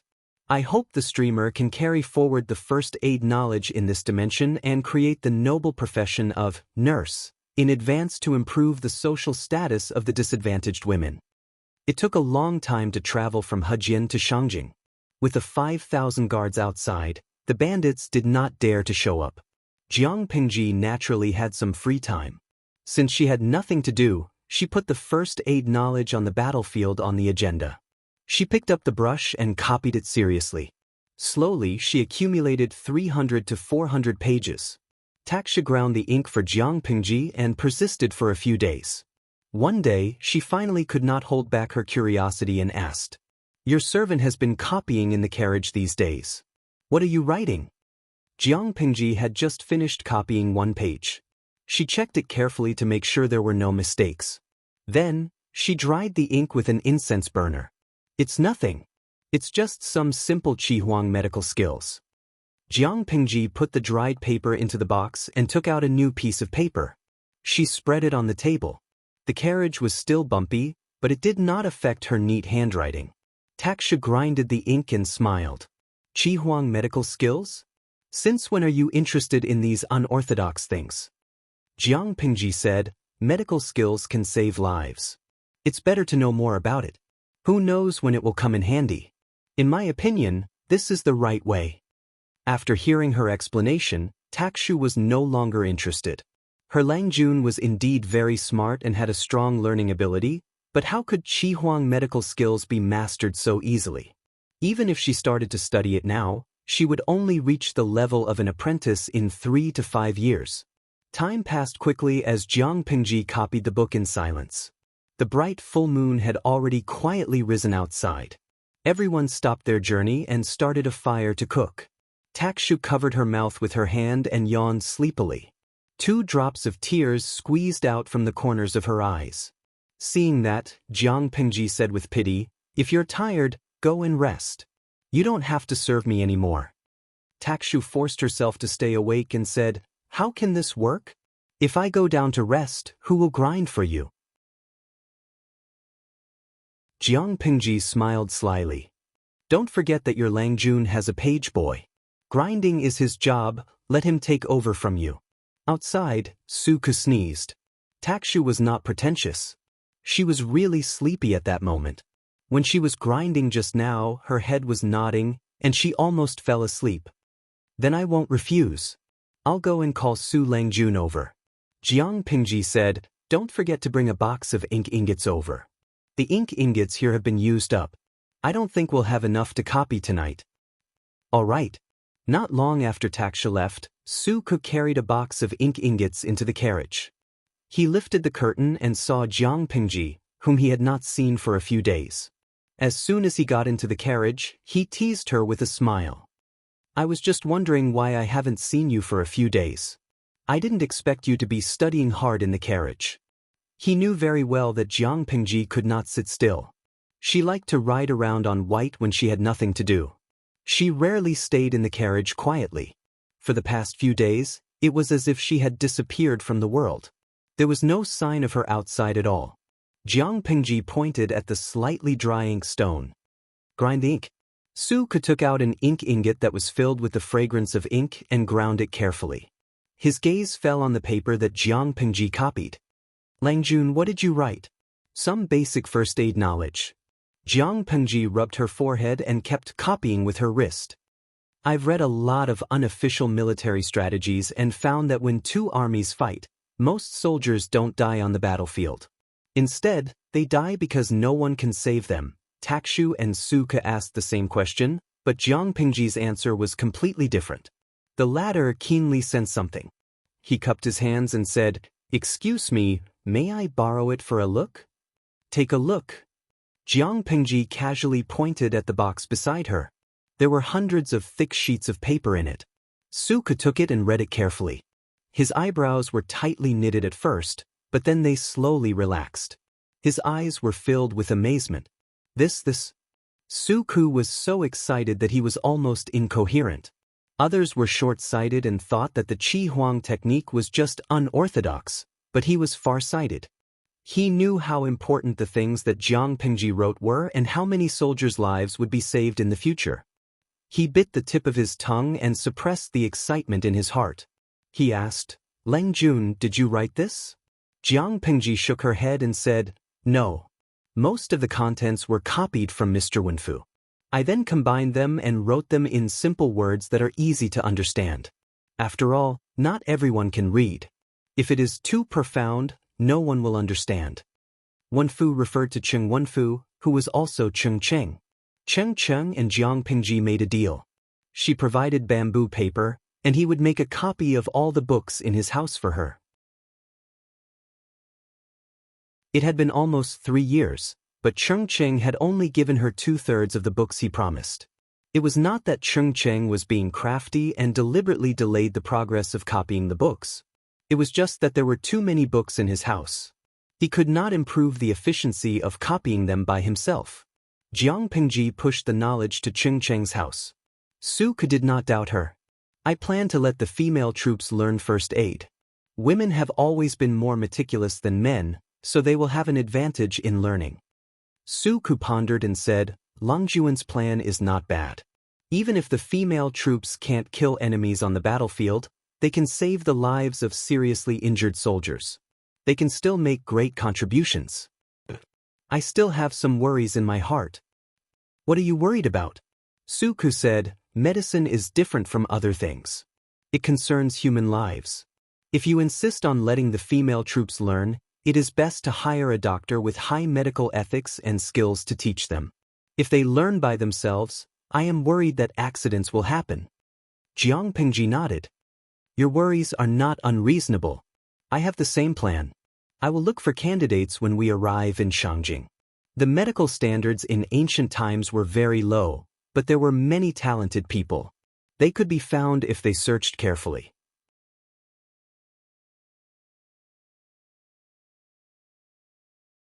Chapter 344. Chongzhou, Shangyu County, Kanglin County. This place was adjacent to the northern border. The grain output of the north borderline was extremely low. Often, groups of horse bandits would rob houses, robbing gold, silver, jewelry, rice, and livestock. If a slightly younger and more beautiful woman was caught, it would be even harder for her to escape the clutches of the devil. Qiguan Rang's mother had met with such a calamity. She had no choice but to bear him. However, at that time, the northern borderline was still afraid of Dongqing's national power. When Qiguan Rang's mother was sent back, she was already 3 months pregnant. She had lost her virginity before marriage and was pregnant. The neighbors were gossiping about her, and her father and mother refused to acknowledge her. She could only grit her teeth and marry Qiguan Rang's father with tears in her eyes. After that, they settled in Shangyu County. This was a thing that happened more than 20 years ago. It was also the norm at that time. Therefore, there were many people like Qiguan Rang. The foreign tribes of the northern borderline refused to acknowledge their existence, and the people of Dongqing saw it as a disgrace. They were like rats in a bellows, suffering from both sides. Ever since the 3 cities in Xiangyu County fell into the hands of the northern borderline, the lives of the people living in the border areas became more difficult. Every family closed their doors and windows, and women did not dare to show their faces. There were many horse bandits, and they came and went like the wind. They would leave immediately after a robbery and change places after a fight. It was impossible to catch them even if they wanted to. Everyone was in danger, and the common people were suffering unspeakably. However, this situation had improved slightly in recent years. In the past, no one dared to come to Chongzhou to be the prefecture magistrate, so the officialdom here was like a plate of loose sand. The officials, big and small, pretended to be deaf to the grievances of the people. A few years ago, Hu County Chief Lu Shi was promoted to Chongzhou's magistrate. The people finally had a backbone. After Lu Shi took office, he put in a lot of effort to eliminate the horse bandits. Originally, he wanted to do it step by step, but after asking for Jiang Pingji's opinion, he changed his mind. A bitch will be bitched by others. The northern borderline is shameless, so why should we give them face? Jiang Pingji replied to Lu Shi's letter with a sneer. I don't believe that these horse bandits are really horse bandits. How can ordinary horse bandits get so many high-quality horses? How could an ordinary bandit be so capable of figuring out the terrain and routes so clearly? Even if there were wild highwaymen, most of them were domesticated. If they commit a crime and get caught, it's better to say that it was done by the horse bandits than by the northern borderline army. On the contrary, killing the horse bandits was a better crime than killing the soldiers of the northern borderline. The 3 tribes of the northern borderline did not have the face to plead for the horse bandits. After careful consideration, Lu Shi accepted Jiang Pingji's suggestion. If he caught one, he would kill one. If he caught a pair, he would kill a pair. Once the horse bandits were caught, they would be killed regardless of their crimes. All the prefectures and counties had posted official announcements, asking the commoners to immediately report any traces of horse bandits. If the report was true, there would be a handsome reward. As the saying goes, everything is difficult at the beginning. When this order was first issued, it didn't have much effect.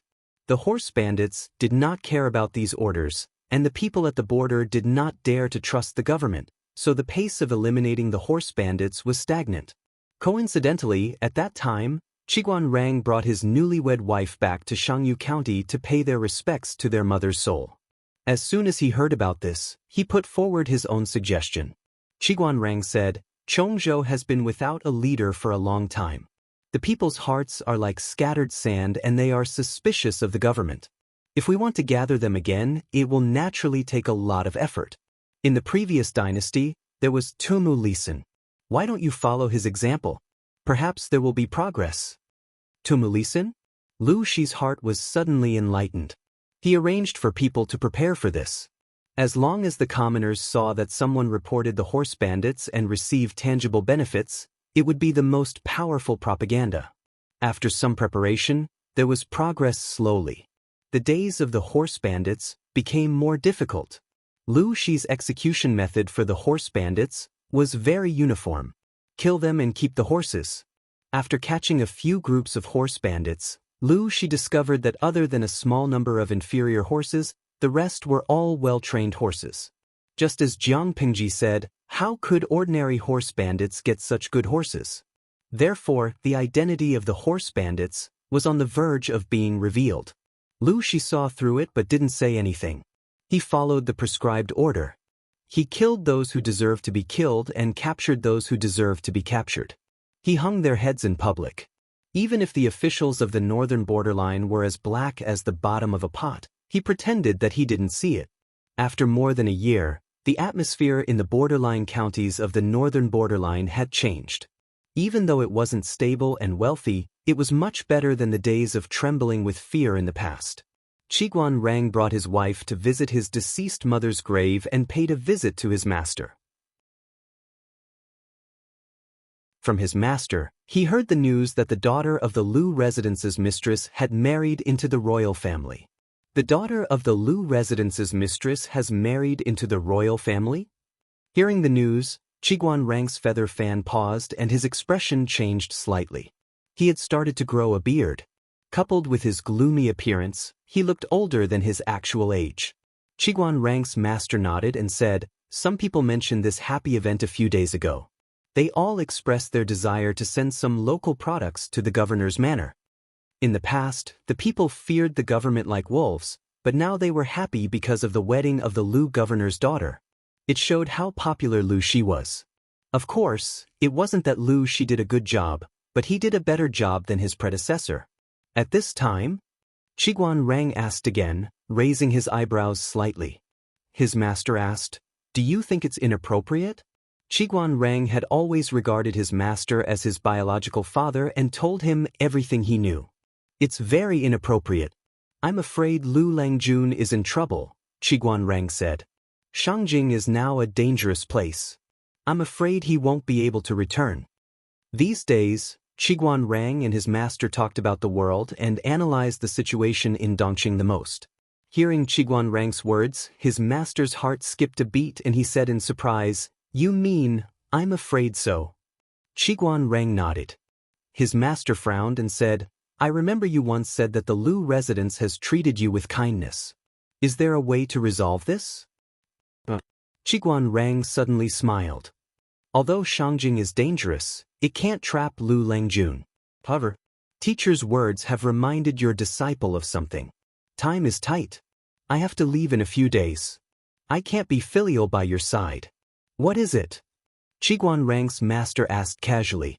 Qiguan Rang said, "I promised someone to help him when he needed it the most. Now the time is coming." Time? The day Shangjing falls is the day the time comes. 2 flowers bloomed, one on each side. With the protection of 5,000 guards, the wedding procession sent the bride to Shangjing in peace. After so many years, this place is still so lively and prosperous. So many years have passed, but nothing has changed. She seemed to be lamenting, but in fact, she was talking to the audience in the live broadcast room. "Tudu Feichio, I suddenly remembered my hometown. I went out to study in my 4th year of university. When I returned home after graduation, I almost couldn't recognize the road. I can only lament the rapid development of society and the changes of the times. My hometown is changing day by day. Lao Cg Lianmeng, #cheeks. This is normal. Ancient times were a farming society. Productivity was very weak. This is an indisputable fact."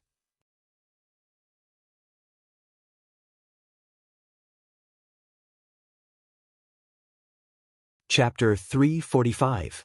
Jiang Pengji rode on White's back. Behind her, many cooks carried the dowry into the city. Both sides were guarded by mighty guards. This scene aroused the curiosity of the people in Shangjing. More and more people gathered on both sides of the street to watch the commotion. Small discussions could be heard. "So much dowry. Which noble family's daughter is getting married?" They had been watching the commotion for so long. The dowry was carried one after another, as if there was no end. "Oh my, even the princess of the northern borderline who married into the royal family a few years ago did not bring so much dowry. Hey, aren't you well informed? You're known as the know-it-all in Shangjing. Haven't you heard anything?" The people discussed. Most of them were shocked at the amount of dowry. A small portion of them were curious about which family's daughter was marrying to such an extent. With so much dowry, it was as if the entire family's fortune had been emptied. In the eyes of the people, even if the emperor married off his daughter, he would not be able to bring out so many good things. The discussions of the people reached the ears of Lu Huan, the daughter of a concubine in the Lu residence. She could not suppress her smile and joy. As the daughter of a concubine who had no sense of existence in the Lu residence, she had never thought that one day she would become the center of attention and be envied by so many. She clenched the handkerchief in her hand and took a deep breath. She suppressed the surging emotions in her heart. They had only just arrived in Shangjing. When she became the 4th princess consort, not only the people of Shangjing, but the people of the world would also know her. Without waiting for her to calm down, an even more agitated voice came from outside. Lu Huan listened attentively. Her face gradually became gloomier and darker. On the other side, Jiang Pengji heard the commotion and could not help but turn her head to look. She saw a carriage in the middle of the procession suddenly attract the attention of many people. Some even took off their perfume sachets and threw them into the carriage. Some young men's faces were flushed red. They looked as if they had met a beauty. They wanted to go forward and ask questions, but they also wanted to be reserved. Their expressions were very contradictory. Looking closely, it turned out that the curtain of the carriage was lifted slightly, revealing a stunning beauty with a celestial appearance. A cool breeze blew. There was an indescribable fragrance in the air, intoxicating one's mind. Unfortunately, the beauty only appeared for a moment.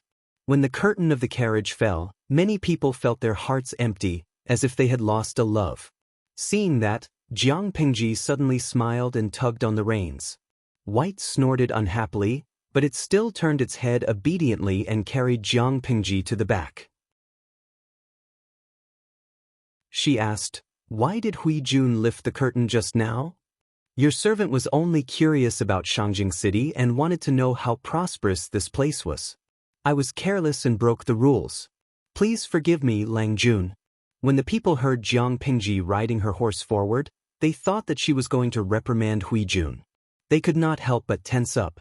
Soon after, he heard the clear and melodious voice of a girl that sounded like a lark's and thought of that peerlessly perfect face. One by one, he was completely intoxicated. "So that's how it is. Then it doesn't matter if you lift the curtain and take a good look.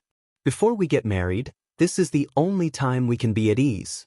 Jiang Pingji openly agreed. After getting permission, Hui Jun got her maids to roll up the curtains on both sides of the carriage. A pair of beautiful eyes slightly glanced at both sides of the street. A few years ago, these places were unattainable places of bliss for her. Her filthy body was not worthy of stepping into them. Now, with such an identity, she sat in the carriage openly. The people who passed by sighed in admiration because of her appearance. Because of Hui Jun's actions, the originally orderly people suddenly became chaotic. There were even more enthusiastic people who chased after the carriage and threw perfume sachets. "Oh my, is this what a newlywed looks like? She's really peerless in the world. I can't forget her after one look. Even a fairy's daughter is nothing more than this." As soon as these words came out, someone immediately retorted. That person knew more about the rules. "Looking at her, she's definitely not a newlywed. The carriage in front is bigger and more luxurious than this one. The person sitting inside is the real one. Not a newlywed? Then who could it be? She should be the accompanying bride, right? I heard from the scholar at the entrance of the village that all rich and powerful families have this kind of stupid rule. They prepare a few maids for their daughters and send them all to serve their son-in-law. They say it's some kind of spoiling. Don't you think this is a shame? How can there be people who cheat their daughters like this? But why are they called rich and powerful?" When the surrounding people heard this, they immediately revealed expressions of disbelief. TSK, accompanying bride. Then the son-in-law is really rich. Marrying a woman and getting 4 to 5 bed-warming maids. This accompanying bride is so beautiful. Aren't they afraid that she will steal the son-in-law's soul? Who knows, maybe their daughter is even more beautiful. As soon as these words came out, an unscrupulous hooligan suddenly chuckled, revealing a trace of a wretched smile.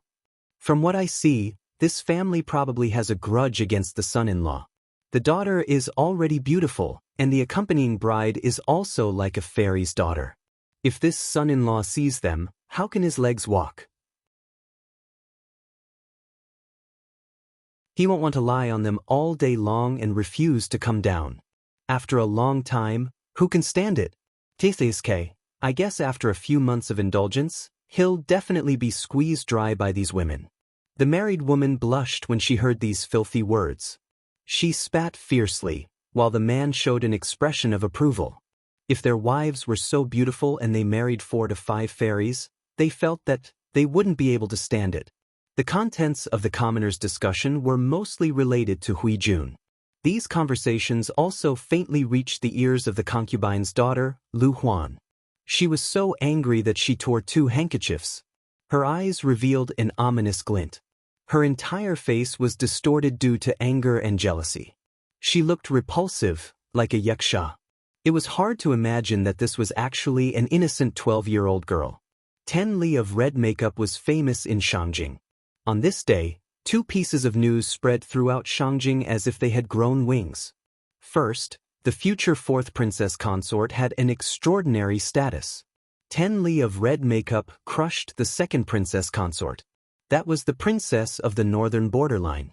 Second, the accompanying bride was extremely beautiful. Many young scholars saw her and fell in love with her at first sight. Since then, they couldn't sleep at night. In addition, someone found out that Hui Jun was the accompanying bride of the Lu residence's concubine's daughter. He hurriedly ordered a servant to send a greeting card. No matter how expensive the Lu residence's ransom was, as long as they could take Hui Jun as a concubine, they would definitely cherish her and treat her like a treasure. To put it bluntly, the accompanying bride was a maid who warmed the bed and helped the master solidify his favor. As long as the master was unwilling to relent, she would never have a proper title for the rest of her life. Wouldn't being a concubine be better than this? Some were smarter. They directly used scented floral paper to write poems about their love, in order to probe Huijun's opinion. Whether it was the former or the latter, Huijun politely rejected them. It was regrettable, but they couldn't bring themselves to hate her. Seeing this, Jiang Pingji couldn't help but sigh with emotion.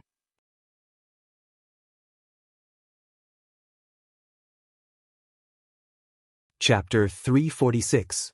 The Lu residence had its own property and mansion in Shangjing. The wedding procession stopped there. Lu Huan, the concubine's daughter, was also preparing to get married from there.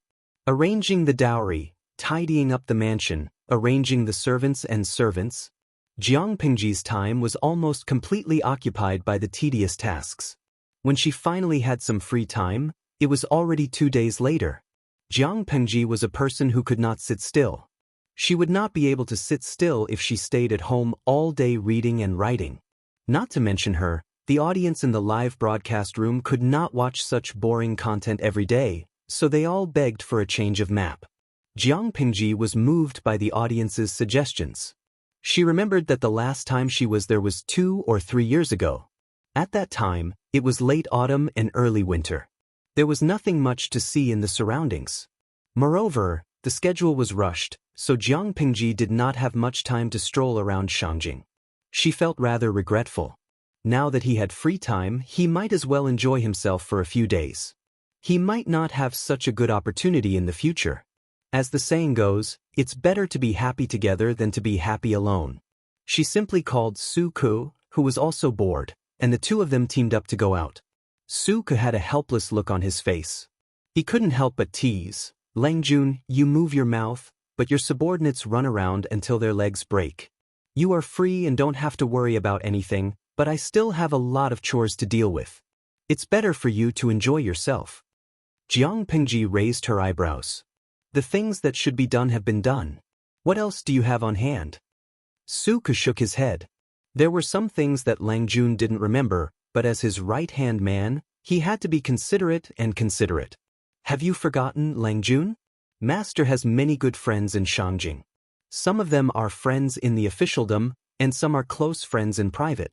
As Master's son, it's rare for you to come here. Naturally, I have to prepare a meager gift and send a visiting card to each of them." Although he might not meet Jiang Pingji, the necessary etiquette could not be neglected. How could Jiang Pingji know who Lu Shi's friends were in the government, or who he befriended in private?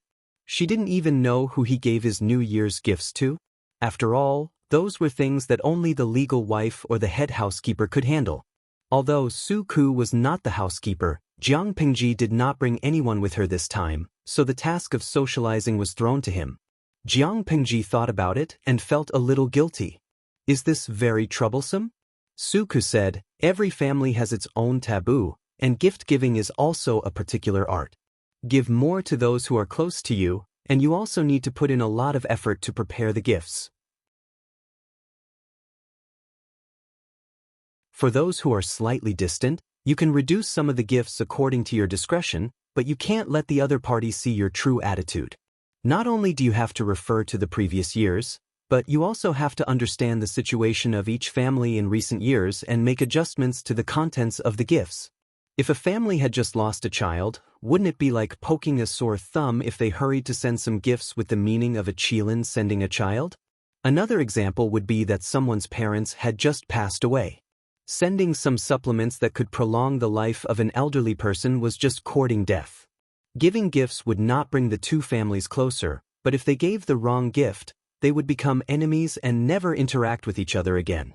Jiang Pengji understood. She understood these principles. Father has been an official for many years. Although he doesn't have friends all over the world, he definitely has a lot of friends. It seems that this is indeed a big project. Fortunately, she had pulled Su Ku over. Otherwise, she would definitely have a headache if this matter was left in her hands. Seeing Jiang Pingji's frightened expression, Su Ku smiled and casually said, "In another 2 years, Lang Jun should be at the age to get married and start a career. When that time comes, you will marry a virtuous and capable mistress. Someone will take care of these trivial matters for you." Jiang Pingji listened and did not say a word. Marrying a virtuous and capable mistress was a little difficult for Su Ku to achieve. Su Ku was going to be disappointed. The audience in the streaming room burst into laughter. Lao Ciji Lianming, my heart aches for young Su Ku. The streamer may marry a male mistress in the future. Kaiteng Dafinanti, haha, actually I don't mind the streamer marrying a female mistress of a normal gender. Ju Guchitsi, am I the only one who feels sorry for young Su Ku? He has known the streamer for so many years and has been betrayed by the streamer so many times, but he still firmly believes that the streamer is a man. He even wants to marry a mistress. Be careful that your Lang Jun will be married one day. Bingtang Lemon, I don't like what you said. My streamer will definitely marry that one. I will stand by the streamer and accept the mistress. Jiang Pengji ignored the densely packed bullet screens in the streaming room and sighed at Su Ku. It's still too early to start a family. I don't plan on thinking about it now. Jiang Pengji did not wait for Su Ku to reply. She said, "Now, I'll have to trouble you to continue worrying about it. You go ahead with your work. I'm going out to play." Su Ku did not know what she said, but he actually changed his mind. "I've thought about it carefully. I'll go out with you." Jiang Pengji smiled and asked him, "Why did you suddenly change your mind?" Su Ku said expressionlessly, "I suddenly remembered that you are unrestrained and unrestrained. If I don't keep an eye on you, who knows what trouble you will cause when you go out. When that time comes, I will have to deal with the aftermath. I think it's better to go with you." Jiang Pengji was speechless. She had nothing to say about this reason.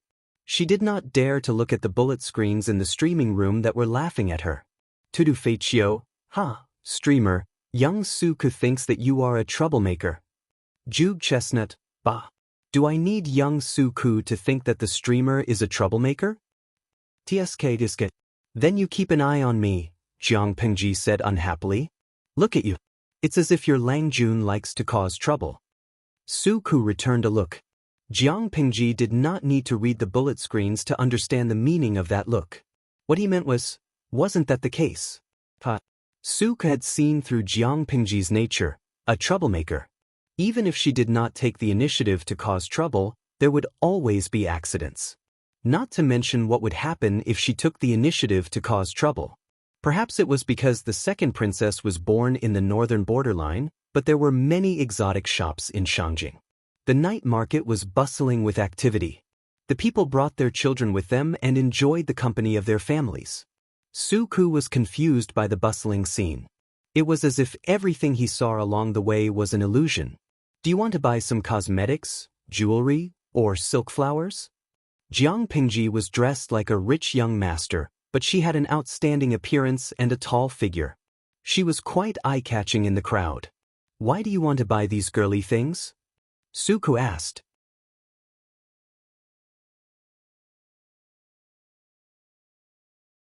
Chapter 347. Su Ku was speechless, as if he really hadn't thought about it. He wanted to say that it was how it was between a husband and wife, but he couldn't bring himself to say it. Did you not bring any money with you, and you confiscated it? Jiang Pingji asked. Of course I brought it.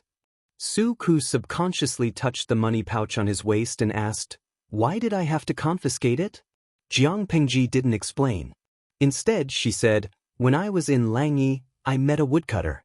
He chopped firewood for 15 days a month, and the rest of the time, he peddled the pancake stall his wife made for him on the street. I chatted with him for a while, and after our conversation, I realized that he actually thought that the biggest amount of money was copper coins. Su Ku was suspicious and didn't understand. It's hard for ordinary people to make a living. Most of their money is copper coins. It's not strange. Jiang Pingji shook her head. That's not the case. After I continued to ask, I found out that the woodcutter's family wasn't poor. They could save 4 or 5 taels of silver a year. After years of hard work, they even prepared 20 taels of silver for their daughter's dowry. The woodcutter only recognized copper coins because he usually gave his money to his wife. His wife was afraid that he was a spendthrift, so she gave him 3 copper coins a day. Su Ku was speechless. If he still didn't understand what she was saying, then there must be something wrong with his brain. Xuanmei isn't that kind of person. Although Su Ku always thought that women were in charge of the inside and men were in charge of the outside, he never thought that he would only have 3 copper coins a day. That was too miserable. Yes, so why don't you buy some trinkets if you have money? Su Ku was confused again. His expression was conflicted. I'll buy them. If he didn't buy them, wouldn't he be admitting that he was the woodcutter in the story who only had 3 copper coins a day? How could a man be held hostage by his wife like that? As a result, 2 men dressed in rich clothes appeared in front of many stalls, and they were all buying little things that girls loved to use. Su Ku looked at them with a conflicted expression. Jiang Pingji, who was beside him, was carefully choosing her rouge and face powder. It seemed that she was quite knowledgeable. Since when did his Lang Jun have such a weird hobby? Not all rouge and face powder can be used. If you give the box of rouge you just picked to Xuanmei, I'm sure her face will be covered in red beans the next day. Jiang Pingji rolled her eyes. If it's more serious, you might have to find a new wife. Xuanmei had some allergies. The color of the rouge that Su Ku picked looked good, but it contained allergens that Ku was allergic to. At first, Su Ku didn't think much of it, but after listening to the latter part of the conversation, he quickly put the box back. Lang Jun, he said of it. Even though he knew that Xuanmei was once Jiang Pingji's personal maid and that the relationship between master and servant was close, as Xuanmei's husband, it was impossible for Su Ku to not care about another man, who knew his wife very well. Well, when I was young, I was always sick and had to drink medicine to recuperate. I had to think of ways to please them. Jiang Pingji heard the jealousy in Su Ku's words. Jiang Pingji could hear the jealousy in Su Ku's words, but she pretended not to understand and explained in a roundabout way. After all, they were newlyweds and she could not make things difficult for them. However, there was one time when I almost made a big mistake. I gave the wrong gift. Later, I found out that Xuanmei couldn't touch that kind of thing. Since then, I've remembered it. When Su Ku heard this, the grudge in his heart disappeared. Instead, he became a little more interested. Learning about Xuanmei from Jiang Pingji felt like he was trying to please his brother-in-law and understand his wife's past. I don't know about it. I've never heard Xuanmei talk about it. Su Ku paused. He didn't know much about Xuanmei's past. They knew each other before marriage, but they didn't know much about each other. If he wanted his marriage to last, he had to know more about her in the future. At least, he couldn't make a mistake like giving the wrong gift. Jiang Pingji said, "There's plenty of time in the future." Her conversation with Su Ku was presented to the audience in the streaming room. Many of them vaguely understood her intention. Tudu Feichio, #propping chin. It's been a few years, but I still think the streamer is very gentle. Xuanmei and Su Ku weren't married blindly, but they knew very little about each other. Plus, they didn't spend much time together, so there were many hidden dangers. Even a loving couple couldn't stand such torture. The streamer was slowly guiding Su Ku to understand Xuanmei. She avoided a lot of problems. I have a pair of skateboarding shoes. She's gentle, But don't you think it's inappropriate for a woman to interact with a newlywed man for a long time? Xuanmei knows the streamer's gender. Wouldn't she mind? The bullet screen was vague, but anyone who understood could understand what she was talking about. She was worried that the streamer would become the third party in their marriage. Bingtang Lemon, please. The streamer is young Suku's master now. Their relationship is that of a superior and subordinate. I've never heard that a female superior can't talk to a married male subordinate. If that's the case, I might as well not hire married male subordinates in the future. The streamer was still a man to the public. They didn't say anything ambiguous. It felt like they were normal friends. She had a lot to worry about. No matter what the audience in the streaming room thought, Suku, a smart man, gradually understood Jiang Pingji's good intentions. The master and the servant chatted on and off. They talked about both business and personal matters. Only a few of them were related to Xuanmei. Most of them were trivial matters. Before they knew it, they had walked through more than half of the night market. Suku's legs were sore from walking. Seeing that he looked weak, Jiang Pingji pointed to the tea house next to her. Why don't you go upstairs and rest? Suku didn't force her. He nodded. However, if he knew what would happen if he went upstairs, he wouldn't go upstairs even if he had to walk until his legs broke. Instead of calling it a tea house, it was more like an elegant place frequented by literati. As soon as they walked into the hall, the air was filled with a fragrant aroma. There was also the sound of stringed instruments in their ears. The owner of this tea house is quite smart. He even invited a musician to play music to liven things up. It looks quite elegant. Jiang Pingji looked around and found that there were paintings and calligraphy hanging on the doors of the private rooms. They were of different levels, but they looked quite interesting when placed together. That wasn't important. What was important was that the medium of the paintings and calligraphy was very valuable. Bamboo paper was nothing in the Lu residence, but it was said to be as valuable as gold outside. Only rich families would use it.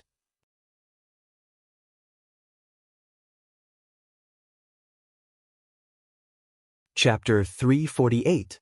A tea house was naturally a place for drinking tea. All the tea houses in the world were basically the same. If one wanted to stand out from the others, he had to have his own unique style.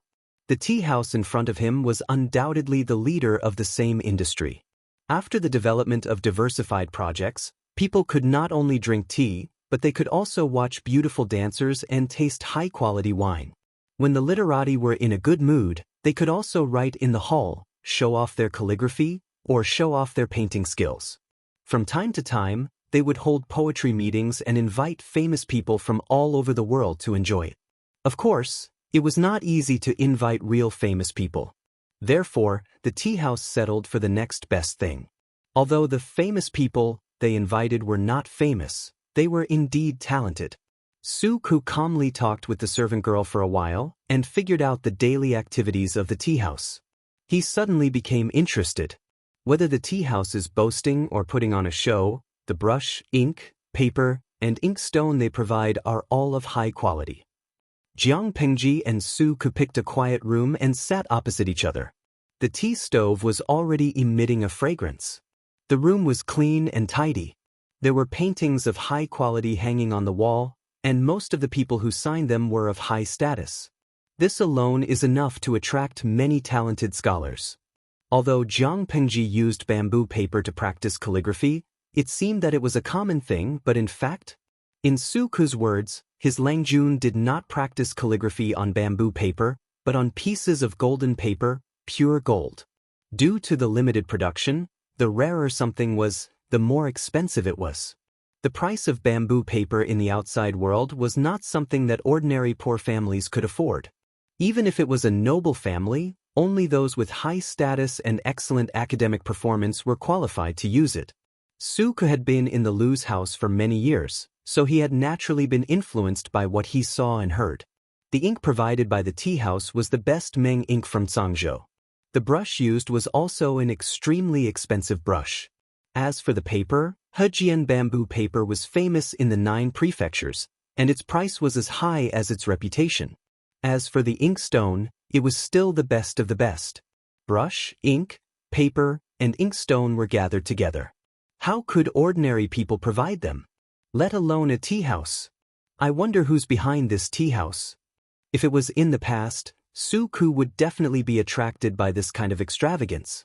Bamboo paper was the dream of many scholars, but now, his monthly allowance was an entire knife of bamboo paper, so he didn't care about this. This tea house doesn't look like a place for drinking tea. Let's not talk about other things, just the value of that brush, ink, paper, and inkstone. At this point, Su-ku shook his head. How was this drinking tea at a small price? It was clearly drinking gold and silver. That's why I said that the rich man behind them either has a hole in his brain, or he's rich and overbearing, or he's ambitious. Jiang Pingji smiled as she concocted a cup of tea for herself. After drinking it for so many years, she was used to adding various spices to her tea. Xiaoyu, what do you think it is? Su-ku said, Lang Jun, you've underestimated me with this question. No matter how the times change, the nature of the merchants in the world will never change. All the hustle and bustle in the world is for profit, and all the hustle and bustle in the world is for profit. Since they were willing to put in so much effort and invest so much money, they naturally had something in mind, and it was something big. It's just that I don't know which royal relative this owner is. If he wasn't a royal relative or an important minister who had the qualifications to open a tea house in the best area of Shangjing. Even if he was qualified to open a tea house, the number of people who had the financial resources to keep the tea house running could be counted on one's fingers. After a while, the two of them thought of the same goal. They looked at each other and smiled. Jiang Pingji said, I took a look at the hall downstairs just now. Some of the paintings and calligraphy works hanging on the ceiling have a prominent background, while others are unknown or have the advantage of having a surname based on their ancestors' reputation. The few types of people that Jiang Pingji mentioned were nothing more than two types, the aristocratic families and the commoners. The proportion of the former was not large, while the proportion of the latter was quite high. The aristocratic families relied on their fathers and ancestors, and they could easily rise to the top. Even if they were lonely, they would still be respected and admired by the people. Most of them came to the tea house to have fun and relax. Even if they left their brush and ink, it was only on a whim. The commoners were different. There were too few opportunities for them to stand out, and the tea house provided a rather good platform. Even if they could not make a name for themselves, leaving behind their best brush and ink to compete with others would make them feel happy. Jiang Pengji took a look around and vaguely discovered the plan behind the tea house. If I'm not mistaken, it should be Prince Changsho, Su-ku said calmly. I guess it's him too. When the assessment was near, he invited all the scholars to participate in the poetry gathering. He also generously lent the hot spring house under his name to entertain the scholars for free. His intention to rope them in was obvious. Jiang Pingji snorted.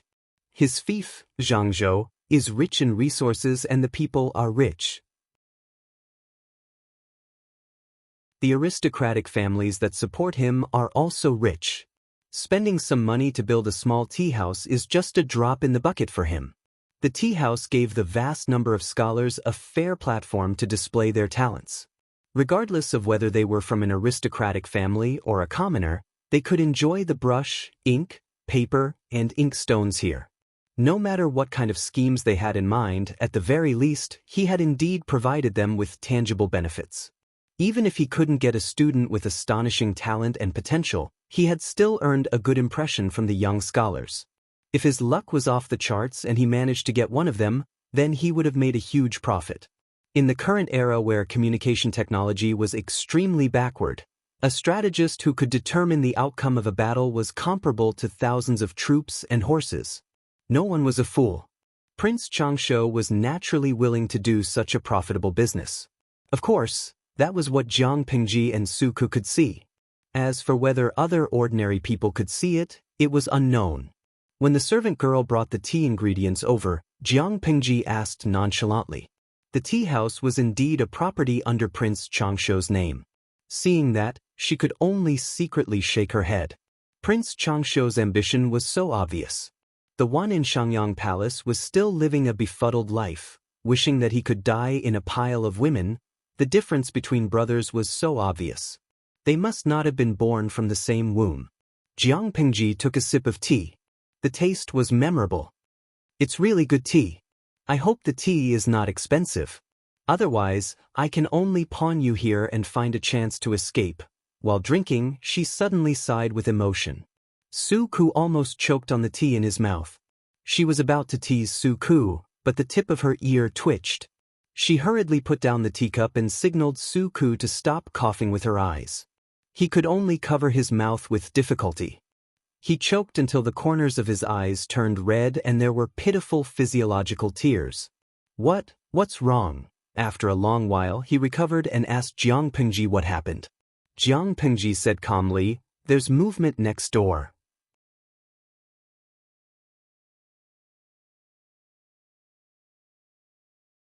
Chapter 349.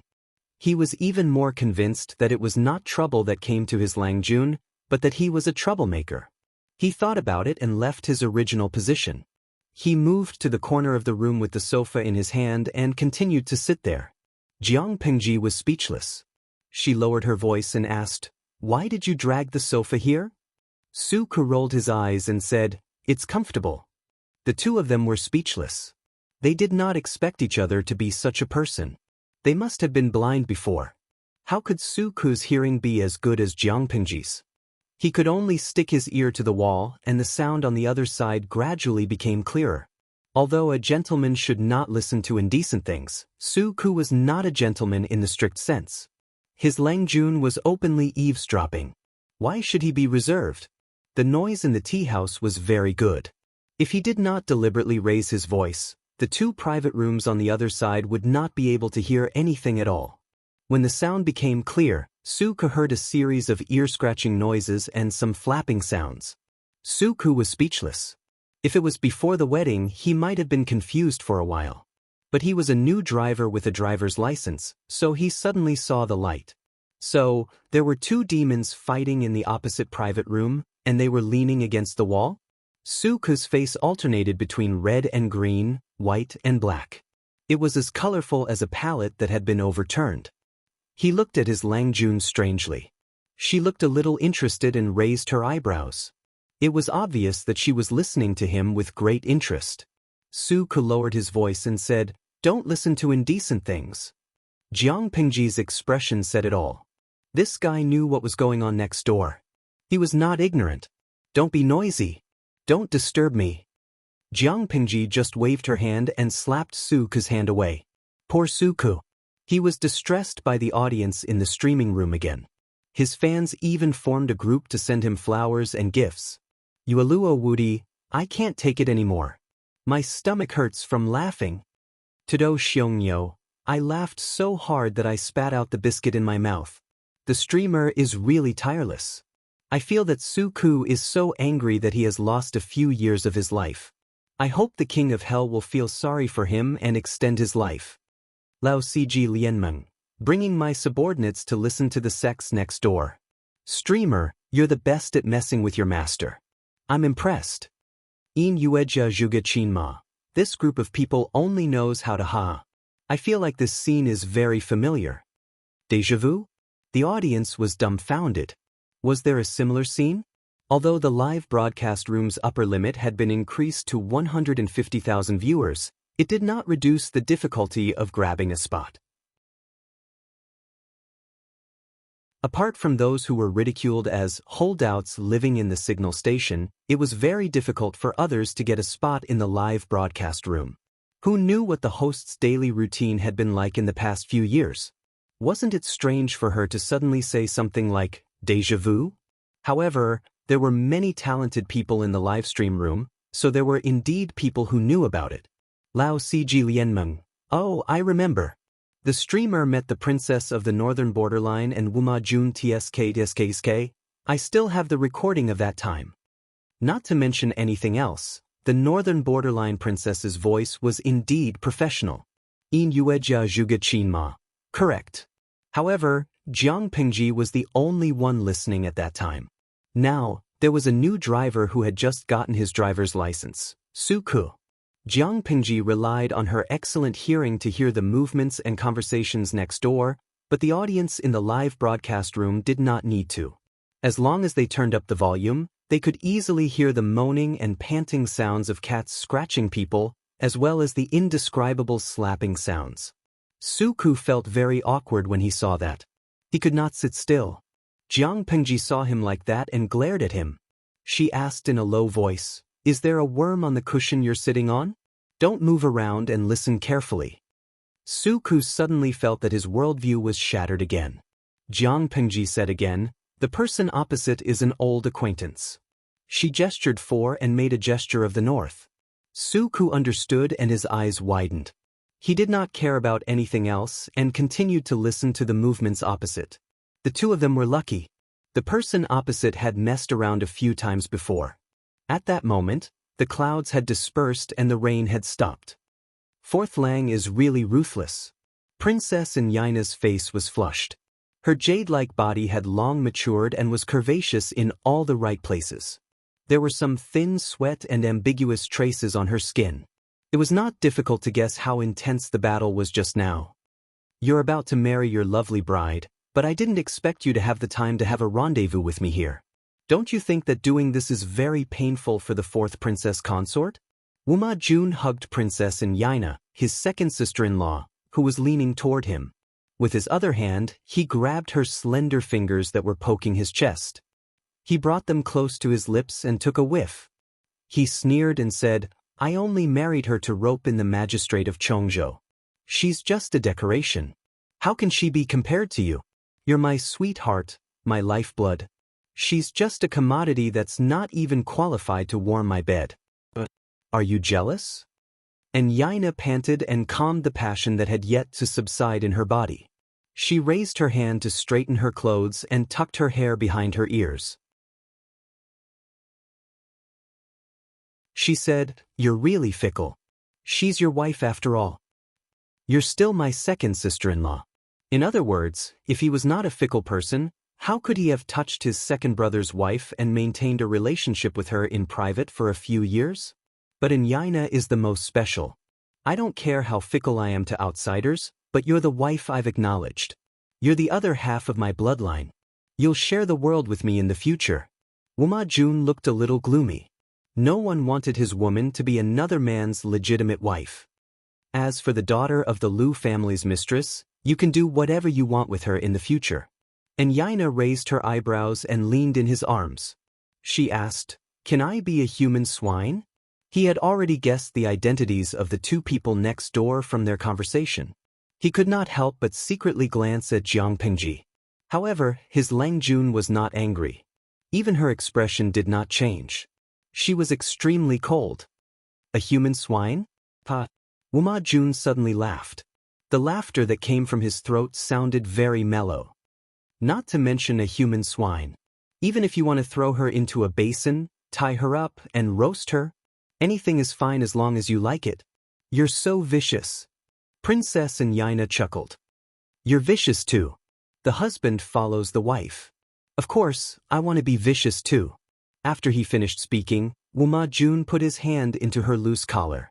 The two of them were about to roll into a ball again. "Stop it. You're not serious. Every time you see me, you're always thinking about such things." Princess Xianxia pushed him away coquettishly. She got up and tidied up her clothes. "Although it's quiet and safe here, I can't guarantee that I won't expose myself. Your second brother has been watching me carefully. Don't go overboard." Wuma Jun's face darkened when he heard her mention his second brother. "Don't worry. This is my uncle's place. Don't you know best whether it's safe or not?" Prince Changsho was also aware of the matter between Wuma Jun and Princess Xianxia. Not only did he know, but he also provided a good place for them to meet. Why are you so stupid? How can your Uncle Wang believe everything?" Princess Xianxia pouted coquettishly and rolled her eyes at him. Wuma Jun was not angry. Instead, he was a little restless. The evil fire that he had just suppressed rushed up again. "Aren't you afraid that he'll spill the beans? What's there to be afraid of?" Wuma Jun sneered. "We're in the same boat anyway. He won't have a good time if we're fooling around." Although that was what he said, Princess Xianxia did not have that intention. Wuma Jun would not force himself on her. The two of them flirted for a while, then they packed their clothes and washed their bodies in the dark room at the side of the private room.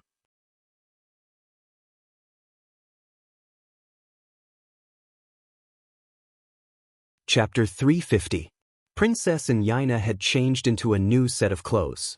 The new set of clothes was exactly the same as the one that Wuma Jun had torn just now. She left the residence in the name of praying for a child. If she returned in a different set of clothes, her stupid husband would be suspicious no matter how stupid he was. And Xianxia had always been meticulous. She could handle it perfectly even if there were a few servants around her, let alone such a small detail. Every time she came out to meet Wuma Jun, she would ask her trusted maidservant to bring 2 more sets of clothes that were exactly the same as a backup. Wuma Jun's eyes lingered on her beautiful body. He was restless as he watched her put on her clothes one by one.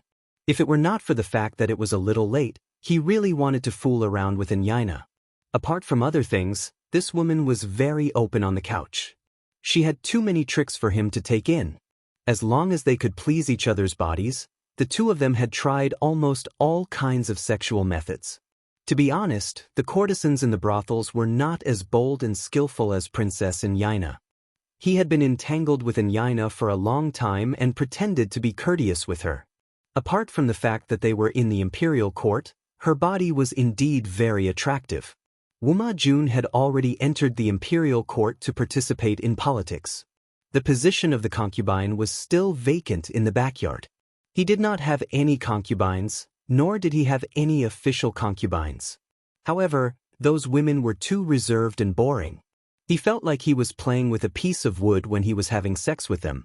"Haven't you seen enough just now?" Princess Xianxia glanced at him flirtatiously. She was like a cat gently scratching the most itchy piece of meat.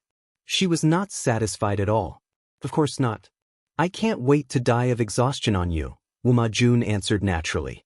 "Damn you. You're not serious at all." Princess Xianxia pouted coquettishly.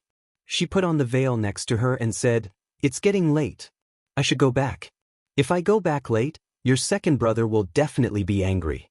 It won't be so easy for me to leave the residence." Wuma Jun was annoyed. He really did not want to hear about his second brother from Xianxia. "Tisk, even if you go back early, can he give you a child as a natural eunuch?" Wuma Jun sneered coldly. Although his second brother was not a eunuch and could use that thing, he could not impregnate a woman. Wuma Jun heard the news from Xianxia. He was very shocked when he heard it. Later on, he sent people to investigate secretly. He even found the old palace maids and female officials who had been released from the palace many years ago. After a lot of effort, he finally confirmed that what Xianxia said was true. His second brother was indeed a natural eunuch who was unable to impregnate a woman. This unmentionable illness was not innate. Instead, his second brother had been harmed by a woman in the harem when he was young. Later on, when it was discovered, it was already too late to save him. That job could be used, but it could not make people pregnant. How was that different from being a eunuch? Princess Xianxia smiled coquettishly. "He can't make me pregnant, so I'm here to pray for a child." As she spoke, she gently placed her hand on her lower abdomen, as if this place was really nurturing a life. Wuma Jun secretly spat. A woman's heart was the most vicious. "However," he said, "it's not easy to pray for a child. Second sister-in-law, you have to come more often." It was ironic that Xianxia knew that her husband could not impregnate her. They had been married for a few years and had no children, but she still pretended not to know. She took the blame for the second prince's infertility. She repeatedly went out in the name of praying for a child, but in fact, she was meeting with a few lovers. In a sense, it was true that she was praying for a child. However, she was not praying for a child-giving guanyin, but for other men. Jiang Pengji heard it and said with emotion, "Poor second prince. There must be an entire Hulunber grassland on his head, right?" Suku was also eavesdropping. However, because Xianxia and Wuma Jun had already packed up and were a little far away from the corner, it was difficult for him to listen. "Hulunber grassland? Where is this place?" He had never heard of this place among the 5 kingdoms and 9 prefectures in the world. It doesn't matter where it is. What's important is that the grassland is green. Jiang Pengji crossed her arms in front of her chest and chuckled softly. She looked rather happy. Su Ke's expression subtly stiffened. Long Juan's witty remarks are really hard to refute.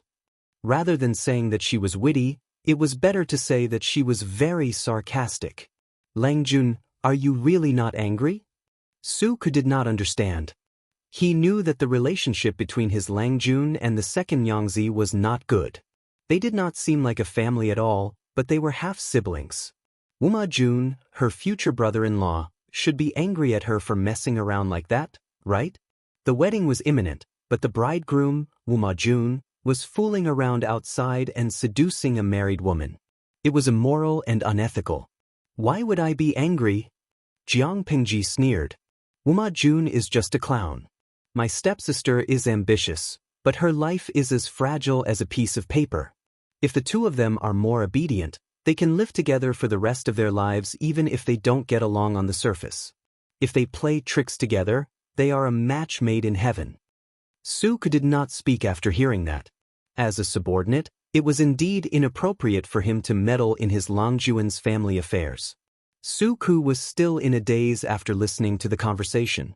He did not expect Wuma Jun to be involved with Princess and Xianxia. He had heard the gossip about the two of them from Jiang Pengji back then, but he did not expect to hear it live again after so many years. The tea is getting cold. Drink it. Jiang Pengji returned to the tea table. She looked as usual, as if the erotic activity next door did not affect her at all. In fact, that was indeed the case. For Jiang Pengji, whose spiritual pursuit was extremely harsh and could even be regarded as a tortoise's hair, Wuma Jun and Princess and Xianxia's secret rendezvous, no matter whether it was low or high-pitched moans, sounded like the snorting of a boar or a sow. It did not evoke any desire. Su Ke could not do that. He was a novice driver who had just gotten his driver's license. He had just divorced his wife after a few days of marriage. He could not afford to be seduced. He secretly adjusted his breathing, suppressed the restlessness, and returned to a calm and untainted state. In the tea room, the two of them sat opposite each other and drank tea. They talked about some things in Shangjing in a low voice. On the other side, Princess and Xianxia was not so calm. She had originally planned to leave with the curtain on, but as soon as she walked out of the tea room and turned a corner, she saw a maid enter the tea room next door. Obviously, there were customers in the tea room. Did the customers in the tea room hear her and Wuma Jun's tryst? If they did, how much did they hear? For a moment, countless complicated thoughts flashed through her mind. The dormant devil was ready to make a move again. Her intention to kill gradually rose. You come here. When the maid came out, and Xianxia stood in the corner and beckoned her to come over. The maid saw that Princess and Xianxia was wearing a heavy curtain. Her entire face was covered, but she was dressed in luxurious clothes. She did not dare to offend her. She quickly stepped forward to bow and asked in a low voice, "What can I do for you? There are customers in this tea room?" And Xianxia asked. She gradually became restless. She still wanted to make use of Wuma Jun and her unlucky husband. The plan had been deployed. She did not want anything to go wrong at the critical moment. The maid did not know the inside story. She replied softly, "Yes, there are."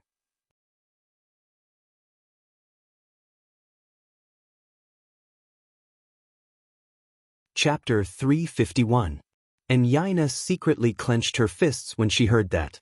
Wuma Jun, who was in the tea room, calculated the time. He felt that Xianxia had already left, so he got up and went out. However, he did not expect her to be talking to a maid at the door of the tea room. He sneered in his heart. It seemed like this woman could not leave him. "There's someone next door." And Xianxia did not explain further. Her tone was very cold. "I don't know where he came from." Wuma Jun immediately tensed up when he heard that. He immediately felt a burst of anger. He was so angry that he almost choked. "You have no rules. Doesn't the manager of the tea house know that today is a special day and this tea house doesn't receive guests?" As he spoke, he felt a sense of guilt and fear. It was true that he and Xianxia had a secret rendezvous, but he did not want this matter to be exposed. The Dongqing royal family was very chaotic. It was common for one to sleep with his father's concubine, not to mention snatching his brother's sister-in-law, bullying the minister's wives, and even sleeping with his father's concubine. However, these were done by the elders. Wuma Jun wanted the throne and the ambition to unify the 9 states. He had to maintain a good image in public. If it was revealed that he had an affair with his second sister-in-law for many years and made his second brother a cuckold, he would be courting death. Wuma Jun had gone through a lot of hardships to get rid of the title of an unfavored prince. He gradually entered the emperor's line of sight, entered the court to work, and accumulated his own connections. He had a very good image in public. He was polite, gentle, and modest. He had accumulated a lot of resources and had his own followers. In a few days he was going to marry the daughter of Lu Prefecture's magistrate, Lu Shi. He would have a powerful family of in-laws. He could not fail at the last step. He could only be a prince of noble character and unquestionable integrity. He could not be an animal who had an affair with his second sister-in-law. In the past, when he and Xianxia had a secret rendezvous, the tea room next door would be empty and not receive guests. It had been like that for a few years. That was why Wuma Jun was so unguarded. He never expected such a big mistake to happen today. His vision faintly darkened and he almost lost his footing. In the face of Wuma Jun's reprimand, the maid knelt on the ground and shivered. Even her molars were chattering. Find out who is in this room first. If it's not important, make a decision early to avoid any unforeseen events. Princess Xianxia was extremely calm. She whispered in Wuma Jun's ear. Her usually pleasant voice carried a chilling murderous intent. Wuma Jun's muddled mind cleared up a little, and he immediately agreed to the suggestion. Between himself and others, he would naturally choose himself. Whoever stood in his path to success would be the one to die.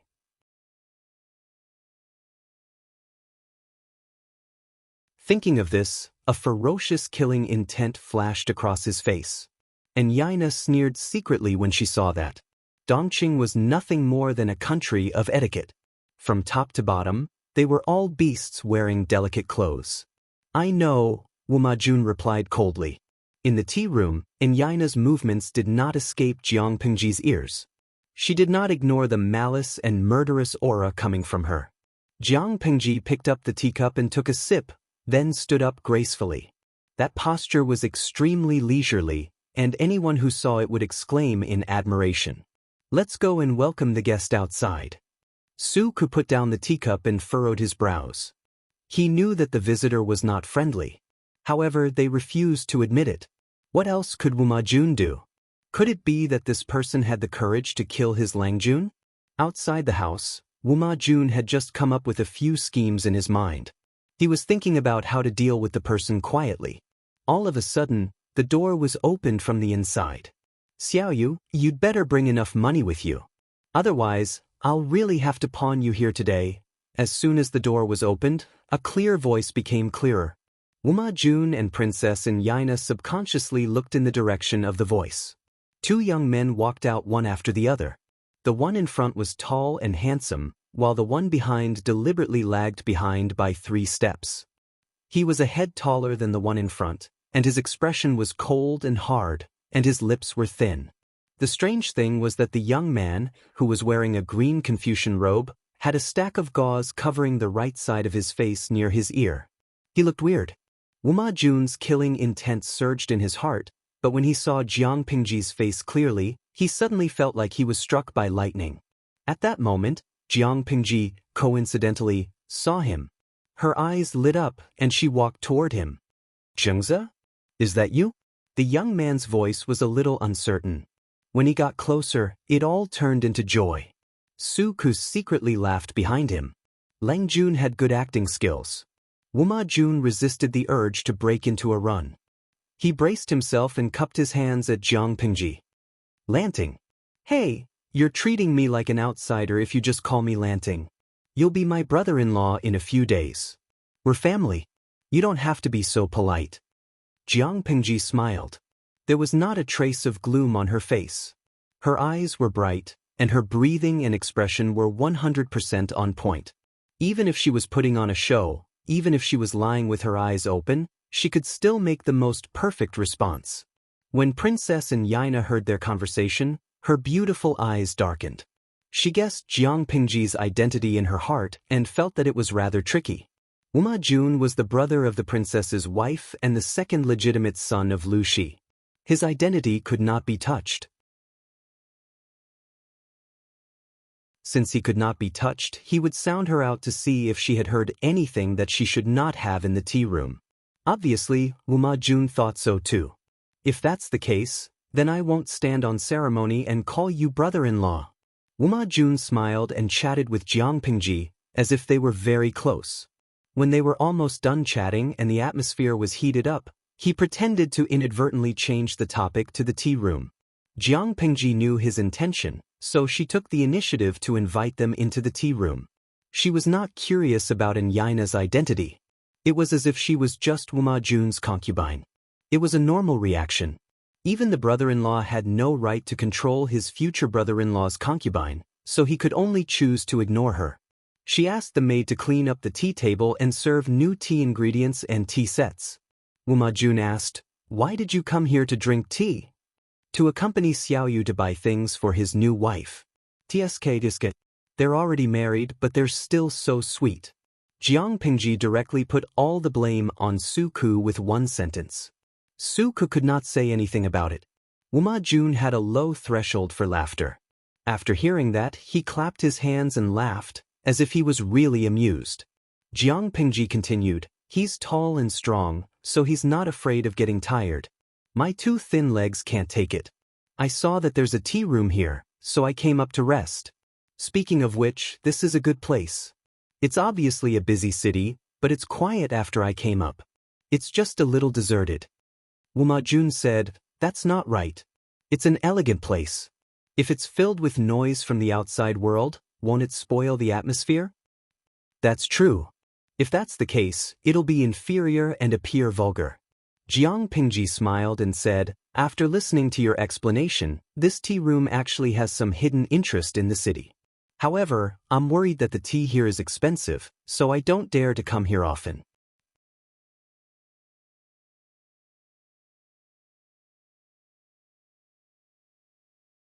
Chapter 352. Wuma Jun felt that he had found out the information he wanted without batting an eyelid. His anxious heart was at ease, and his posture was more relaxed than before. Princess and Yaina, who was silent, glanced at Jiang Pingji out of the corner of her eye. She happened to catch Jiang Pingji looking at her too. "Is this Zhengzi's beloved concubine?" Jiang Pingji asked deliberately. She was dressed like a woman and looked very familiar to Wuma Jun. Any normal person would have such doubts. Wuma Jun hurriedly clarified, "Brother-in-law, you can't simply say that.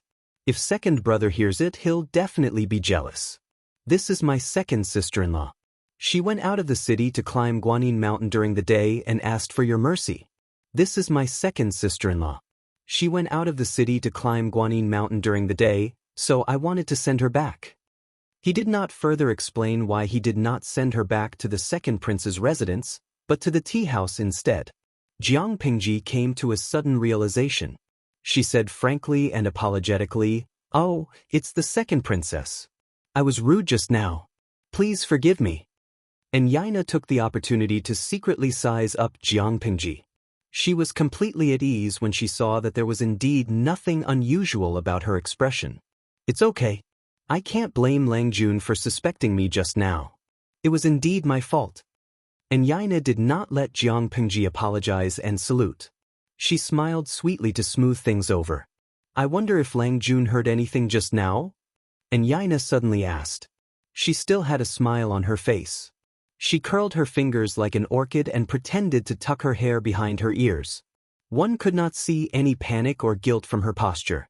It was as if the question just now was normal, as if she was asking about the weather. Although she asked that, her mesmerizing eyes were secretly observing Jiang Pingji's reaction and expression. Jiang Pingji was experienced. How could she be tricked by such a simple trick? She frowned as if she was puzzled. Her dark eyes were filled with doubt. She asked, "What happened?" Upon seeing that, Xianxia felt relieved. She quickly thought of a suitable excuse and said, "Lang, you don't know. I was taking a nap in the next room just now and heard some rustling.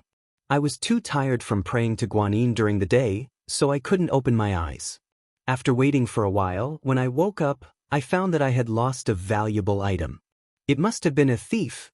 She smiled bitterly as she spoke, as if that thing was very important to her. A thief broke into the tea house? Jiang Pengji furrowed her brows and asked seriously, "What did the second princess consort lose?" "If it's a personal item, once the thief spreads it, it may cause great damage to your reputation. You must catch him as soon as possible." And Xianxia pursed her lips and revealed a bitter expression. "Thank you for your concern, Lu Langjun." Perhaps the thief knew how powerful he was, so he didn't steal anything valuable. He only took a few money bags and lost some ordinary belongings.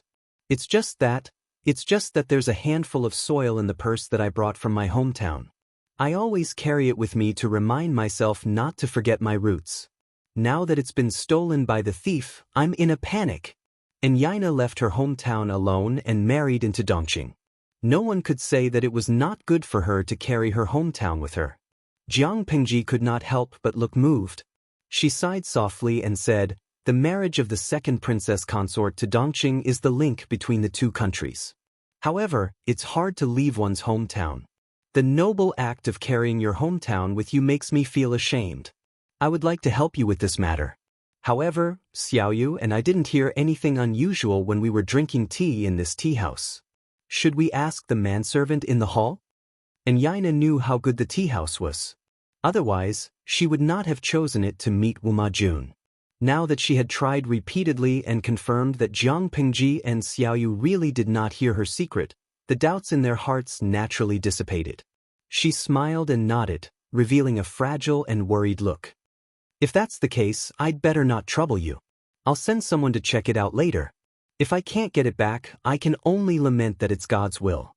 I heard that your sister is about to marry into the royal family. She'll be a relative by then.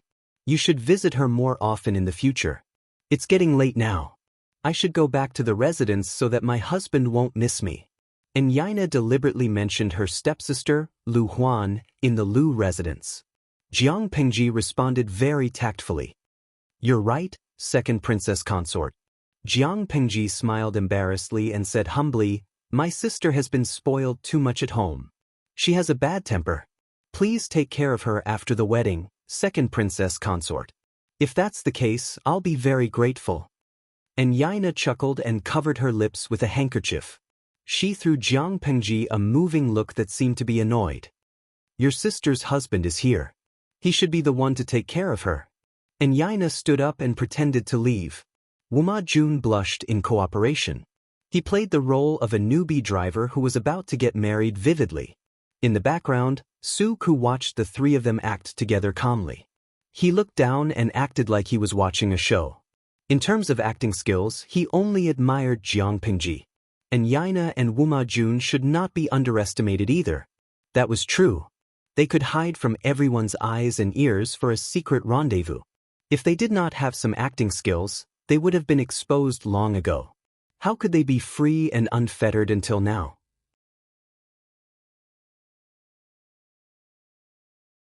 Seeing that Xianxia and Wu Majun found an excuse to leave, Su Ku stood up with Jiang Pengji and prepared to send them off. However, God did not seem to care for Xianxia and Wu Majun. Their departure did not go smoothly. A maidservant stopped them with a slightly awkward expression and bowed deeply to them. "What happened downstairs?" Jiang Pengji played with the sandalwood fan in her hand. She opened it and closed it with a snap. She asked the maid indifferently, "If you don't have an explanation and stop the four of us here, I'll settle the score with your boss." The maid heard that and cold sweat rolled down her back. She said in fear and trepidation, "Please don't be angry. Please don't be angry. It's just that some unruly commoners are making trouble downstairs. I didn't want to offend you, so I took the liberty to stop you." "Making trouble?" Jiang Pengji smiled. "I remember that this is a property under Prince Changshuo's name. How dare someone make trouble here?" As she spoke, There was a clatter downstairs. It seemed that something had been smashed.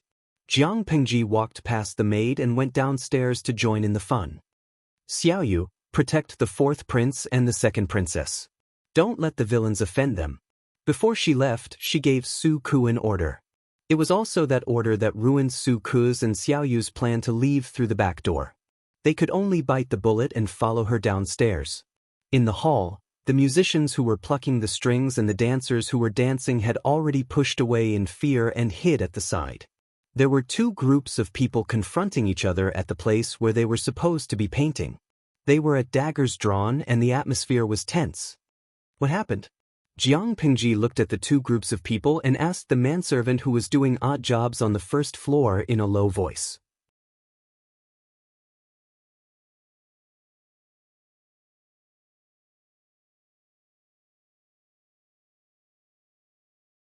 Chapter 353. Hearing Jiang Pingji's question, he composed himself and cupped his fists in fear.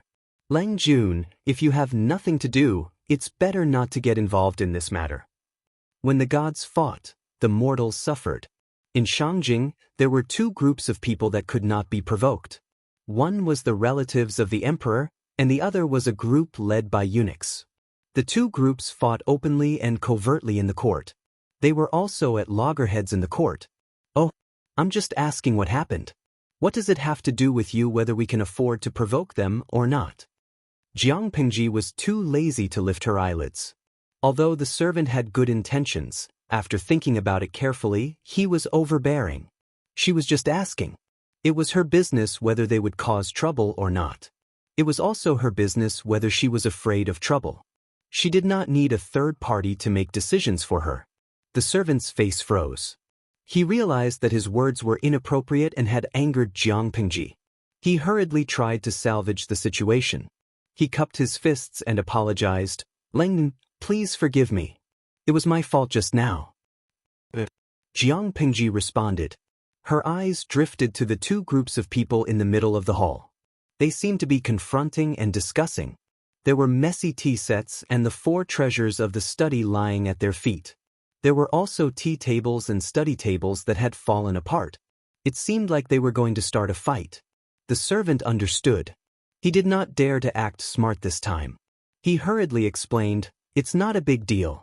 It's just that Secretary Huang's godson and General Fang's Lang Jun had a conflict because of the chief. They disagreed with the judgment and had a quarrel. That's why they started a fight. Secretary Huang?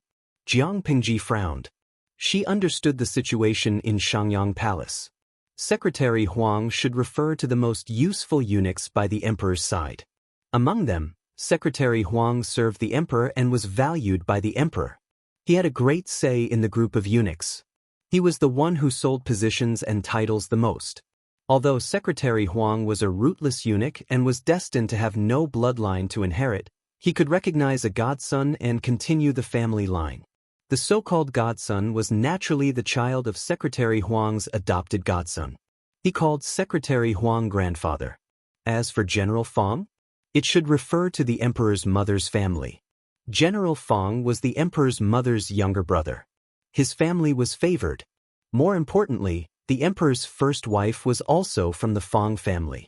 Including the one conferred posthumously by the emperor, the Fang family had already produced two empresses. For a time, they were extremely wealthy.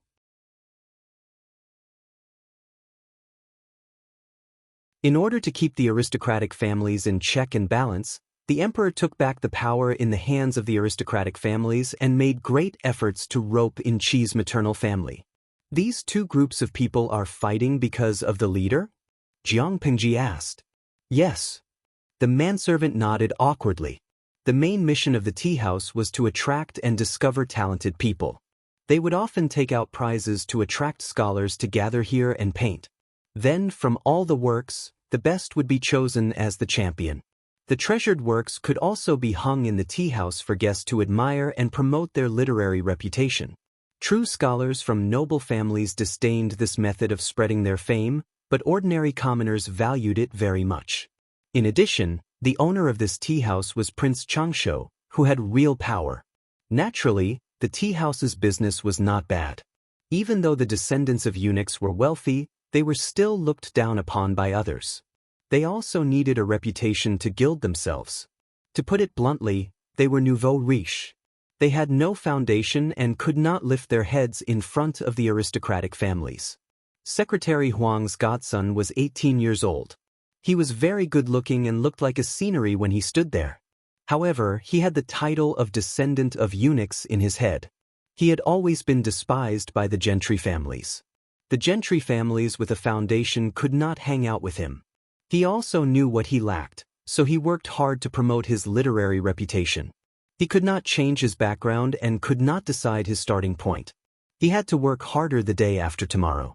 As for General Fang's son, he was a playboy.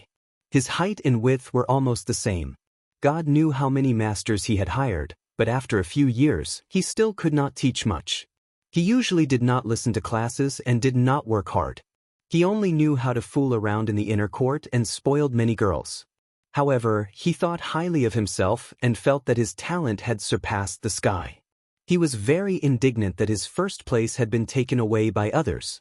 Because of this, the two groups of people confronted each other. General Fang's son even instructed the manservant to fight. "Bah, you're just a descendant of eunuchs.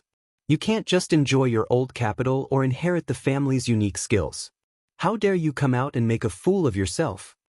General Fang's son raised his hand and wiped his face.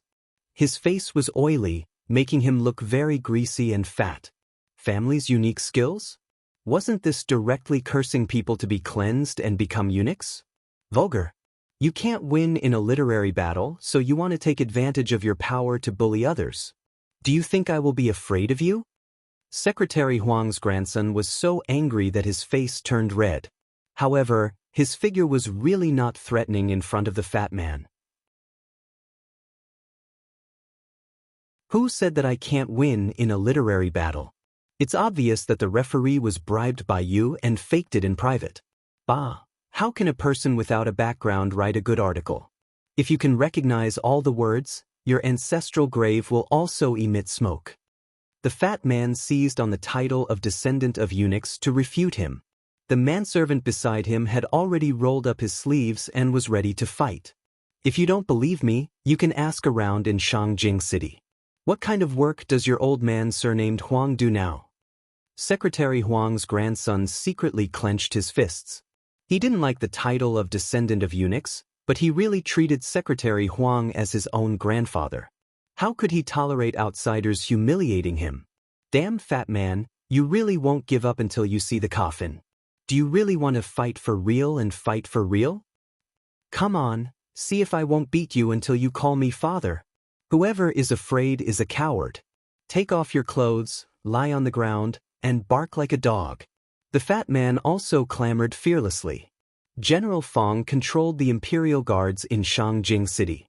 To put it bluntly, he didn't need to care about anyone except the emperor and the princes of the royal family. Not to mention a small eunuch's son, even if it was Secretary Huang himself, he didn't need to be afraid. The people of the two sides were burning with anger. It seemed that the battle would start at any moment. Clang, clang. Naturally, they didn't need to fight with each other. They just handed it over to the manservant beside them. Fight. Fight with all your strength. Beat them until they piss their pants. If you don't teach them a good lesson, the grandson of a eunuch dares to mess around in Shangjing. What sh*t? The fat man shouted while stepping on a table. His expression was ferocious and excited. Secretary Huang's grandson also hid behind the hatchet man. He saw an ink stone, directly grabbed it, and splashed the ink on the fat man. For a moment, the manservants of the two sides wrestled with each other and threw whatever they caught. The fat man was too fat and wasn't sensitive enough. Secretary Huang's grandson hid behind the people and sneakily attacked and threw the ink. The entire hall on the first floor was filled with screams and the sound of smashing. Some scholars couldn't stand it anymore and simply covered their faces and left. Some people hid at the side and watched the show. It was really a feast for the eyes. To put it simply, this was just a fight between two young men. Neither of them was convinced by the other. You're tuning in to the Wang Lin's Journey YouTube channel. Don't forget to subscribe and join us on this journey to catch the most captivating stories.